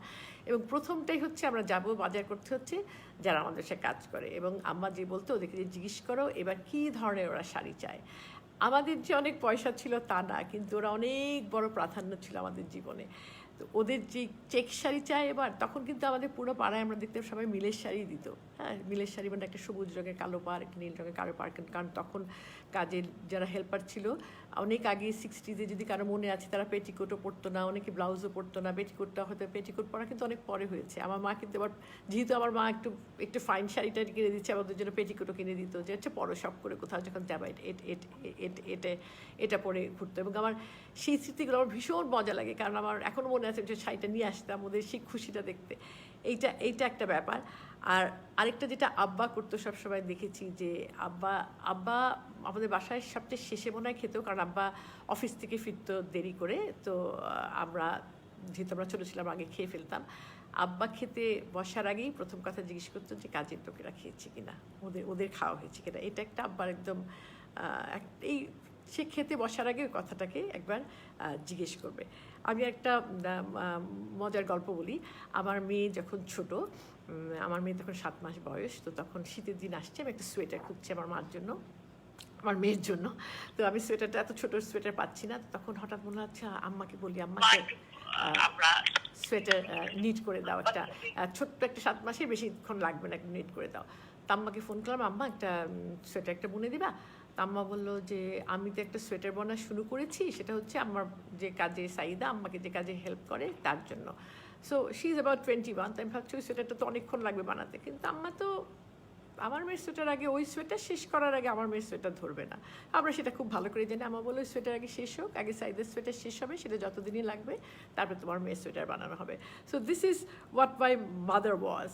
আম্মা যখন একদম আমার জীবনের শেষের দিকে যখন অনেক অসুস্থ ছিল, একবার ঈদে মনে আছে যে আমি শুনলাম যে এমনিতে বাইরে যায় না, আমি যখন আমি নিয়ে যাই যে আম্মা ইস্টার্ন প্লাজায় শপিং মলে গেছে। কেন? কারণ আমার বাসায় যে 2জন কাজের মেয়ে আছে তাদের তো মাথার ক্লিপটা কেনা হয়নি, সব কিছু কেনা হয়েছে, আর যে কানের দুল কেনা হবে সেটা কেনা হয় নাই। তাই সে অসুস্থ নিয়ে তারপরে তো সেখানে সে যে অসুস্থ হয়ে গেল, কিন্তু এই পরিপূর্ণটা তো অপূর্ণ থাকতে পারবে না, তার যেতেই হবে। মানে that was so important for her, যে এগুলাকে করবে। আমরা যে অনেক সময় আম্মা তো খুব স্বাধীন ছিল আমাদের বাসায়। আমি অনেকবার রিকোয়েস্ট করেছি, আমি যে বাসায় থাকতাম উপরতলা খালি ছিল, ওখানে এসে থাকতো না। আমার পর নিজের বাসাতেই থাকতো, সে স্বাধীন চেতা মানুষ ছিল খুবই। তো ওখানে কিন্তু আমরা যখন, আমি আর আমার বোন সবসময় যেতাম ওখানে আমার সাথে রোজ শুক্রবারে, আর এমনিতে তো যেতামই। কিন্তু আম্মা পছন্দ করতে আম্মা কাজের মেয়েদের সাথে বসে খাবে। আম্মা পিঁড়ি নিয়ে বলতে আমার ওদের সাথে খেতে ভালো লাগে। আম্মা অনায়াসে পিঁড়িতে বসে ওরাও রান্নাঘরে বসে খাবে, ওরা অন্য ঘরে আসবে না, ওরা যেখানে খাবে আমার মাও সেখানেই খাবে, সেখানে বসে যেত, সেখানে বসে বসে খেত। এবং আম্মা, অ্যাক্সেস টু আম্মা was everybody, anybody can come and talk to her, আর তার সাথে আম্মা বসে বসে গল্প করবে। আমি 13 বছর আমেরিকা ছিলাম, আমি যখন ফিরে আসি তারপর আমি আর আম্মা একসাথে থাকতাম বেশ কিছুদিন। তখন আমি দেখতাম যে ঈদের পরের দিন রান্না হচ্ছে, আরেকটা স্পেশাল রান্না হচ্ছে। কে আসবে আম্মা, যে স্পেশাল রান্না হচ্ছে, ও আগে কোনো এক সময় আম্মার জন্য কাজ করতো, সে এবং তার ফ্যামিলি আসবে, তার আম্মার স্পেশাল ভিজিটার্স, তাদের জন্য সকাল থেকে নতুন করে রান্না হচ্ছে, সারাদিন বাসায় থাকবে, আম্মার ঘরে দৌড়াবে, ওর বাচ্চা কাচ্চারা সবাই করবে। সো আম্মার কাছে স্পেশাল পার্সনটা did not matter who they were. এবং আম্মা ভীষণ গল্প করে পছন্দ করতো আমাদের বাসায় যারা কাজ করতো, দুনিয়ার গল্প ওদের সাথে করতো, তারা আম্মার একদম মানে বান্ধবী ছিল। এবং আমরা সেভাবেই বড় হয়েছি আসলে। এই জিনিসটা এত ছোটোকাল থেকে দেখে এসেছি। এবং এই যে সম্মানটা জানাতো যে কোনো দিন আম্মার বাসায়ও যে কাজ করেছে, যে তার জন্য ঈদের পরের দিনে আলাদা রান্না হবে, they were just as important and guest as any of my friends or আরেকজন রিলেটিভ যে আসবে, তাদের জন্য ঠিক আম্মা যেভাবে নতুন করে আবার রান্না করতো তারপরের দিন, ঠিক তাদের জন্য ঠিক সেইভাবে আম্মা রান্না করতো। এখন আমি একটুখানি আমি কি অনেক অনেক বোধহয় গল্প করে ফেলেছি না? কটা বাজে এখন আমি তাও জানি না আমি কতক্ষণ গল্প করেছি। তো 10:30। সো আমি একটু শেষের দিকে যাই না, যে আম্মা যখন, মুন্নি তুমি একটু বলবে, আম্মা যখন একটু অসুস্থ ছিল তখন তার অপরিপূর্ণ কি স্বাদটা ছিল, তোমার সাথে কথা বলেছে? হ্যাঁ, আম্মা যখন অসুস্থ ছিল, আম্মা তো মূলত কিডনির সমস্যা ছিল। তো তখন কলকাতায় নিয়ে যাওয়া হয়েছিল। এর আগে ব্যাংককে গিয়েছিল, তখন অতটা খারাপ ছিল না। কলকাতায় যখন যায় তখন খুব খারাপ ছিল। তো একটা হসপিটাল থেকে, ওই হসপিটালে ভালো ট্রিটমেন্ট হচ্ছিল না, অন্য একটা হসপিটালে নিয়ে যাওয়া হলো। তো আমি আসলে ধরে নিয়েছিলাম হয়তো ফিরতে পারবো না। কিন্তু একজন ডক্টর, যে সত্যিকারে সেই সময় ওই ডক্টরটাই আম্মাকে সেভ করলো। তো ট্রিটমেন্ট শুরু করলো। তো বললো যে যদি রেসপন্ড করে তাহলে বুঝতে হবে যে ফিরবে হয়তো। মানে একদম কথা সব বন্ধ হয়ে গেছিল, কিছু মানে চেনা দেখবেন, কাউকে তো চিনতই না। আর আম্মা কোনো রেসপন্ড করছিল না। তখন ডাক্তার, ওই আমি সারা রাত সজাগ থাকতাম, দেখতাম যে একটু একটু করে, কারণ ইয়েটা বন্ধ হয়ে গেছিল, এই তো একটু একটু করে ইউরিন বের হচ্ছে কিনা দেখতাম, সারা রাত সজাগ থাকতাম। হঠাৎ একদিন দেখলাম যে আম্মা আবার পুরা হচ্ছে, এখন আমার ইউরিন হচ্ছে, তখন কাজ করছে আর কি ওষুধটা। তখন আমি সামনে গেছি, তখন দেখি যে আমারও খুব মানে প্রচুর কান্না পাচ্ছিল, যে ভালো হচ্ছে, ভালোর দিকে। আম্মাকে বললাম যে আম্মা দেখলাম চোখ খুলেছে। তখন প্রথম কথাই বললো যে আমি দেশকে কিছু দিয়ে দিতে পারলাম না, আমার দ্বারা কিচ্ছু হলো না। তখন আমি বললাম যে কে বলছো, তুমি তো অনেক অনেক করেছো, সারা জীবন তো তুমি করলা, আরো করবা, তুমি তো দেশে গিয়ে আরো অনেক কিছু করবা। তখন বললো না, রাক্ষসীও তো করে যেতে পারলাম না। রাক্ষসী আমার একটা ড্রিম ছিল, রাক্ষসী নৃত্য নাট্য করবে। তো সেটা নিয়ে অনেক অনেক দিন ধরে এটা পরিকল্পনা, এটা সেটা মিউজিকও কিন্তু সুজয় শ্যামকে দিয়ে করানো হচ্ছিল, মিউজিকও করছিল। কিন্তু আলটিমেটলি এটা হয় নাই। রাক্ষসী চরিত্রে কে করবে সেটাও আলটিমেটলি ঠিক হয় নাই। তো শেষ পর্যন্ত হয় নাই, ড্রিমটা এখনো আর ফুলফিল হয় নাই। কিন্তু ওটা আমার মানে প্রথম কথা ছিল, মানে চোখ খুলে একজন শিল্পী বোধহয় শুধু বলতে পারে যে অন্য সব কথা বাদ দিয়ে, কাউকে দেখতে চাচ্ছে না, কিছু না। মানে প্রথম কথা ছিল আমি দেশকে কিছু দিয়ে দিতে পারি নাই। আমার অনেক কিছু তো করলাম না সারা জীবনে, কিছু তো দিতে পারলাম না। তখন আমি বললাম না, তুমি চলো দেশে চলো, তখন গিয়ে আরো অনেক কাজ করবে। কিন্তু সেটা আমার কাছে খুবই অবাক লাগে যে একজন মানুষ কিভাবে মানে প্রথম, মানে ধরতে গেলে তার দ্বিতীয় এটা আমার কাছে মনে হয় যে আমার দ্বিতীয় জন্ম ছিল। দ্বিতীয় জন্মের প্রথমে খুলে, মানে একদম পরিপূর্ণ শিল্পী না হলে বোধহয় মানুষ এই ধরনের বোধ থাকতে পারে না। মানে সে শয়নে স্বপ্নে ঘুমানো অবস্থায় বোধহয় তুই সবসময় চিন্তা করতো আসলে কি দিতে হবে, কি করতে হবে। মানে আম্মাকে তো আসলে মানে আপনারা যখন দেখেন স্টেজে একটা নৃত্যশিল্পী কিংবা অ্যাক্টিংয়ে একজন একটা শিল্পী, কিন্তু আম্মা কিন্তু ইন এভরি সেন্সে শিল্পী ছিল। মানে যেভাবে ফুলটা সাজিয়ে দিবে কিংবা যেভাবে একটা খাবারটা দিবে, সব কিছুতেই শি হ্যাড আর্ট। এবং মানে সেটাকে মানে না দেখলে বোঝা যায় না। আমি এখন একটা মনে যে কথাটা বলে সেই প্রসঙ্গে বলছি, আমার বাবা মাকে কখনো আমি মানে প্রচারের ব্যাপারে একদমই দেখিনি। আমরা আসলে এক সময় ছিল যে কোনো সপ্তাহ বাদ দেয় যে আম্মার হয়তো নিউজ পেপারে আম্মার ছবি আসছে না, কোনোদিনও কোনো পেপার কাটিং আমাদের বাসায় রাখা হয়নি। Okay, it was just a part of our life, যে আমরা কিছুই এগুলাকে নিয়ে মাথা ব্যথা যে কোথায় কত কিছু কি হলো, কে কাকে অ্যাওয়ার্ড দেওয়া হলো কিংবা কী করা হলো, সেটা নিয়ে কোনো, it wasn't important, that the work was important, that what they were doing. আমি একটা উদাহরণ দিই তাহলে বুঝবেন। আমি একদিন অফিসে কাজ করছি, তো আমাকে আমার অফিসের একজন কলিগ বলছে যে আপনার বাবার নামে স্ট্যাম্প বের হয়েছে। হ্যাঁ, it is a big deal. বাংলাদেশে একজন আর্টিস্টের ছবি দিয়ে স্ট্যাম্প বের হয়েছে, আমার কাছে এটা বিরাট বড় একটা সম্মান মনে হয়েছে। তখন আমি আম্মাকে ফোন করে বললাম, আম্মা তুমি জানো আপনার নামে স্ট্যাম্প বের হয়েছে? আম্মা বললো, ও হ্যাঁ, বলতে ভুলে গেছি, আমাকে না মিনিস্ট্রিতে ডেকেছিল, হ্যাঁ ওই দিন যেদিন উদ্বোধন করলো ওই স্ট্যাম্প বের হয়েছে। আমাকে কতগুলো স্ট্যাম্প দিয়েও দিয়েছে, সেটা আমাকে দিতেও দেখাতেও বলতেও ভুলে গেছে যে আব্বার নামে স্ট্যাম্প বের হয়েছে, আব্বার ছবি সহ, ইউনো। সো সেগুলা বোধ হয় মানে তার কাছে কাজটাই এত ইম্পর্টেন্ট ছিল। এবং যে আরেকটা যেটা ভীষণ ইম্পর্টেন্ট ছিল আব্বা আমার কাছে, যে দেশের মানুষ যেন আর্টকে ভালোবাসে, যে কোনো একটা পারফর্মিং আর্টকে, কারণ এটা মন শুদ্ধ করে, মন প্রসারিত করে। এবং মানে একজন আর্টিস্ট যেমন ইম্পর্টেন্ট, ঠিক তেমনই ইম্পর্টেন্ট আরেকজন যে আর্টিস্ট না, বাট আর্টিস্টকে ভালোবাসে, আর্টিস্ট যেটা দেয় সেটাকে ভালোবাসে, সেটা মনে প্রাণে ভালোবাসে। দে আর জাস্ট অ্যাজ ইম্পর্টেন্ট। এবং সেই লোক যেন, সবাই আর্টিস্ট হবে না, বাট আমরা যদি কিছু কিছু করেও শিখি, আমার not everybody has to be an artist, but আমি যদি একটা কিছু শিখি নিজে, আমি যে সেটাকে ভালোবাসতে শিখি, সেটাকে যে আমি এনজয় করতে শিখি, সেটা যে কিছু না শিখেছে সে বোধহয় রিয়েলাইজ করতে পারে না that what a beautiful gift that is for life.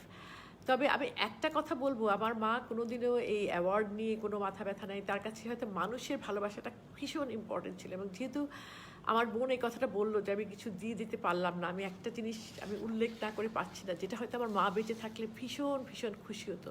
আমি এই বইটা দেখাতে চাচ্ছি, ইটস কল হার স্টোরিজ। আমি এটা বোধহয় 2-3 বছর আগে, এখানে 20 জন মহিলার নাম আছে, স্টার্টিং ফ্রম ডিফারেন্ট সেঞ্চুরিজ। এবং আমার মা আছে অ্যাজ দ্য ডান্সার, যে পথ নির্দেশক।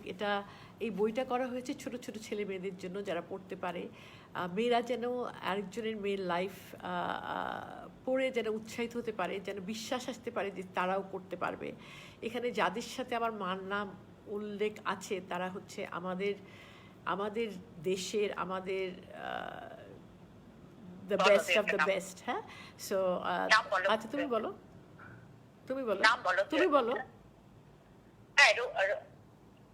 বেগম রোকেয়া, হ্যাঁ, প্রীতিলতা, হ্যাঁ, তারপরে ফিরোজা বেগম, ফেরদৌসী মজুমদার, শেখ হাসিনা, খনা। সো এইটা বোধহয় আম্মা দেখলে ভীষণ খুশি হতো। এবং এটা এখন বাংলায় ট্রান্সলেশন করেছে, এবং এটা স্কুলে স্কুলে পড়ানো হচ্ছে, যেন সবাই শেখে যে আমাদের নারীরা যারা ছিল তারা সবাইকে যেন মানে পথ নির্দেশক হয়। এটা বোধহয় আম্মা যদি দেখে যেতে পারতো খুব খুশি হতো, যে কথাটা বলে যে আমি কিছু দিয়ে যেতে পারিনি, হয়তো কেউ এটা থেকে হয়তো উৎসাহিত হবে, সেটা হয়তো জানতে। এটা বোধহয় আমার কাছে অনেক বড় একটা আমার মনে হয় পাওয়া হতো। আমি আরেকটা কথা বলি, আম্মা যখন বেশ অসুস্থ ছিলেন, তো তখন আমি চাইতাম না যে এখনও, মানে আমি ডাক্তারের কাছে নিয়ে যাচ্ছি, আম্মাকে আমার ধরে নিয়ে যেতে হতো। তো ওর মধ্যে একটা নাটকের প্রস্তাব আসে, নাটকটার নাম ছিল দুয়ার। তো আম্মা তখন বললো যে আমি নাটকটা করতে পারবো না, কারণ আমার শরীরটা ভালো না। তখন যিনি এসেছিল তিনি বলছে, আমি তাহলে স্ক্রিপ্টটা ফেলে দিব, কারণ এটা আমি ছিঁড়ে ফেলে দিব, কারণ এটা আপনাকে ছাড়া এই নাটকটা হবে না, এবং আপনার কথা ভেবেই করেছি, আমি আর এই নাটকটা করবো না। এটা শুনে আমার আম্মা এত মুভড হলো, সে আমাকে কিন্তু কিছু বলেনি, করে সে নাটকটা করেছিল। এবং আমি নাটকটা দেখেছি আম্মা চলে যাওয়ার পরে। আম্মা ব্যথা থাকে, আমি নাটকটা দেখিনি, কারণ তখনও নাটকটা টেলিভিশনে দেখানো হয়নি। আমার মা, যাকে আমার ধরে নিয়ে যেতে হতো ডাক্তারখানায়, আমি দেখছি সেই নাটকে আমার মা গ্রামে তরতর করে একা একা হেঁটে নৌকায় চড়ছে, ওই বিকজ গ্রামের সিনে।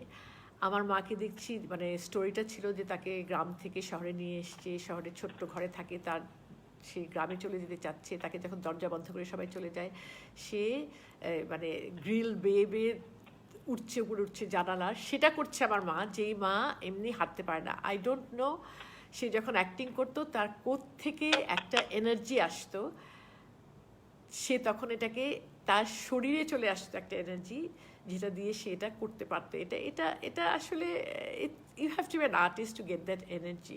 এটা আমি এমনিতে অনেক বড় বড় শিল্পীর কথা শুনেছি, যারা খুব অসুস্থ তাদেরকে হয়তো স্টেজে আনতে হয়, অনেক বড় বড় সাধক যারা মিউজিশিয়ান আছে তাদেরকে হয়তো কোলে করে স্টেজে বসাতে হয়, কিন্তু উনি যখন স্টেজে বসে কোথা থেকে হয়তো প্রথমে হাত কাঁপছে, কোথা থেকে কোন বাজনা চলে আসে, সেটা যে কোন একটা এনার্জি চলে আসে থেকে সেটা বোঝা যায় না। এবং সেটা বোধহয় আমার মার ক্ষেত্রে আমরা দেখেছি।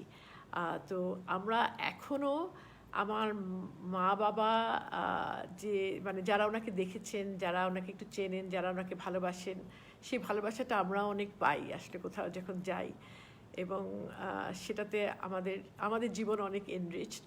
আমি যখন আমার বিশেষ করে ঢাকার বাইরে যখন যাই এবং কেউ যদি জানে যে আমি কার্মি, আমি ইউজুয়ালি আমার পরিচয় দিই না, কারণ আমি আমার কাজটা করতে চাই। তারপরে আমার সঙ্গে যারা যায় তারা হয়তো পরে পরিচয়টা দেয় এবং তারা ভীষণ রাগ করে যাবে কেন আমার পরিচিতিটা আগে দেয়নি, এবং এটা তাদের অধিকার নাকি জানা। এবং তখন তারা আমার সাথে ছবি তুলতে চায়, এবং আমি জানি আমার সাথে ছবি তুলতে চাওয়াটা শুধু আমার মাকে কাছে পাওয়ার, আমার বাবাকে কাছে পাওয়ার জন্য। এবং তারা নেই, কিন্তু ভালোবাসাটা অনেকখানি আছে, এবং এটা সব স্তরের লোকের কাছ থেকে আমি দেখেছি। একজন আমার হাউস গার্ড বলেন, একজন আমার অফিসের ড্রাইভার বলেন, অনেক সময় ওরা দাঁড়িয়ে থাকে শুধু আমার সাথে একটু কথা বলার জন্য, যে আমি কি রওশন জামিলের মেয়ে, এবং আমার সাথে কথা বলতে পারে বলে কতদিন দাঁড়িয়েছি শুধু আপনার সাথে কথা বলার জন্য, এবং সেটা শুধু আমার তাদের ভালোবাসার জন্য। এই ভালোবাসাটা যে পেয়ে গেছে, এই ভালোবাসাটাই বোধহয় সবচেয়ে সবচেয়ে বড় পাওয়া জীবনের। এই যে যত কষ্ট, যত এবং সব কিছুই সাধনার দরকার, কোনো কিছুই সাধনা না করে হয়তো অনেকে পেয়ে যায়, তারা খুব সৌভাগ্য, কিন্তু এই এই এই সাধনার ফলে যা পেয়েছে মানুষের ভালোবাসা, সেটা সেটা একটা বিরাট বিরাট ব্যাপার। আর আমরা খুব সৌভাগ্যবান সেই ক্ষেত্রে যে আমরা তাদের ছেলে মেয়ে, আমরা আমাদের শুনি, দেখি, ভালো লাগে যে তাদের জন্য মানে তাদের ভালোবাসাটা এখন মানে দেখতে আমরা নিজেদেরকে অনেক সার্থক মনে হয়। তবে কোনো কিছুই খুব সহজে অর্জন হয়নি, এবং এই মানে ডিটারমিনেশন যেটা থাকে সেটা থাকা দরকার। এবং আসলে আমার ছোটো বোন যে কথাটা বললো যে আমার বাবা মাই আমাদের আদর্শ, আমরা হয়তো সবাই কথাটা বলে, কিন্তু এত কিছু আমি শিখেছি এবং আমার নিজেকেও এত কিছু মনে করাই আমি। যদি কখনো মনে হয় আমি পথটা চিনি না, যে আম্মা হলে কি বলতো আমাকে, আমি যদি আজকে জিজ্ঞেস করতাম। আমার আমার নিজেকে সাজানো থেকে শুরু করে, আমার ঘর সাজানো থেকে শুরু করে সব কিছুই আম্মার কাছ থেকে শিখেছি। আম্মা সবসময়, আম্মার সাজগোজ খুব পরিমিত ছিল, কোনো দিনও উনি সাজতেন না তা না, কিন্তু সব সময় খুব পরিমিত, কোনো দিনও অনেক দামি শাড়ি কেনেননি। বলতো না নিজেকে নিজেকে সুন্দরভাবে উপস্থাপনার জন্য অনেক দামি জিনিসের দরকার নেই, সেটা আমি তার কাছ থেকে শিখেছি, এবং সেই কথাটা আমিও বিশ্বাস করি, আমরা সবাই বিশ্বাস করি। আর যদি কারো কিছু প্রশ্ন থাকে করেন, না হলে আজকে অনেকক্ষণ কথা বললাম এবং খুব ভালো লাগলো। এবং আপনাদের যদি এই গল্পগুলো জেনে যদি ভালো লেগে থাকে, তাহলে আমাদের আজকে আশাটা সার্থক হবে। আর যদি এমনি কোনো প্রশ্ন থাকে প্রশ্ন করতে পারেন, আমি উত্তর দিব। না হলে আজকে অনেকক্ষণ কথা বললাম, আজকে বিদায় নেব। আমি একটু ওয়েট করি, যদি কারো প্রশ্ন থাকে প্রশ্ন করতে পারেন। হ্যাঁ, আমি দেখছি, আমি এখানে কোনো প্রশ্ন দেখছি না, সবাই বলছে ভালো লেগেছে, সুন্দর উপস্থাপনা হয়েছে। তাহলে আমি মৌসুমীকে বলছি, মৌসুমী আমরা আজকে বিদায় নেব এখন, নাকি কেউ কিছু জানতে চাও? আচ্ছা, ঠিক আছে, তাহলে আমরা আজকে আসি। অনেক কথা বললাম, আমাদেরও ভীষণ ভালো লাগলো। আপনাদের যদি ভালো লেগে থাকে, সার্থক হলো আজকে আসাটা। ঠিক আছে, আর মৌসুমী তোমাকে আবার অনেক অনেক ধন্যবাদ। Thank you. আসি, শুভ সন্ধ্যা।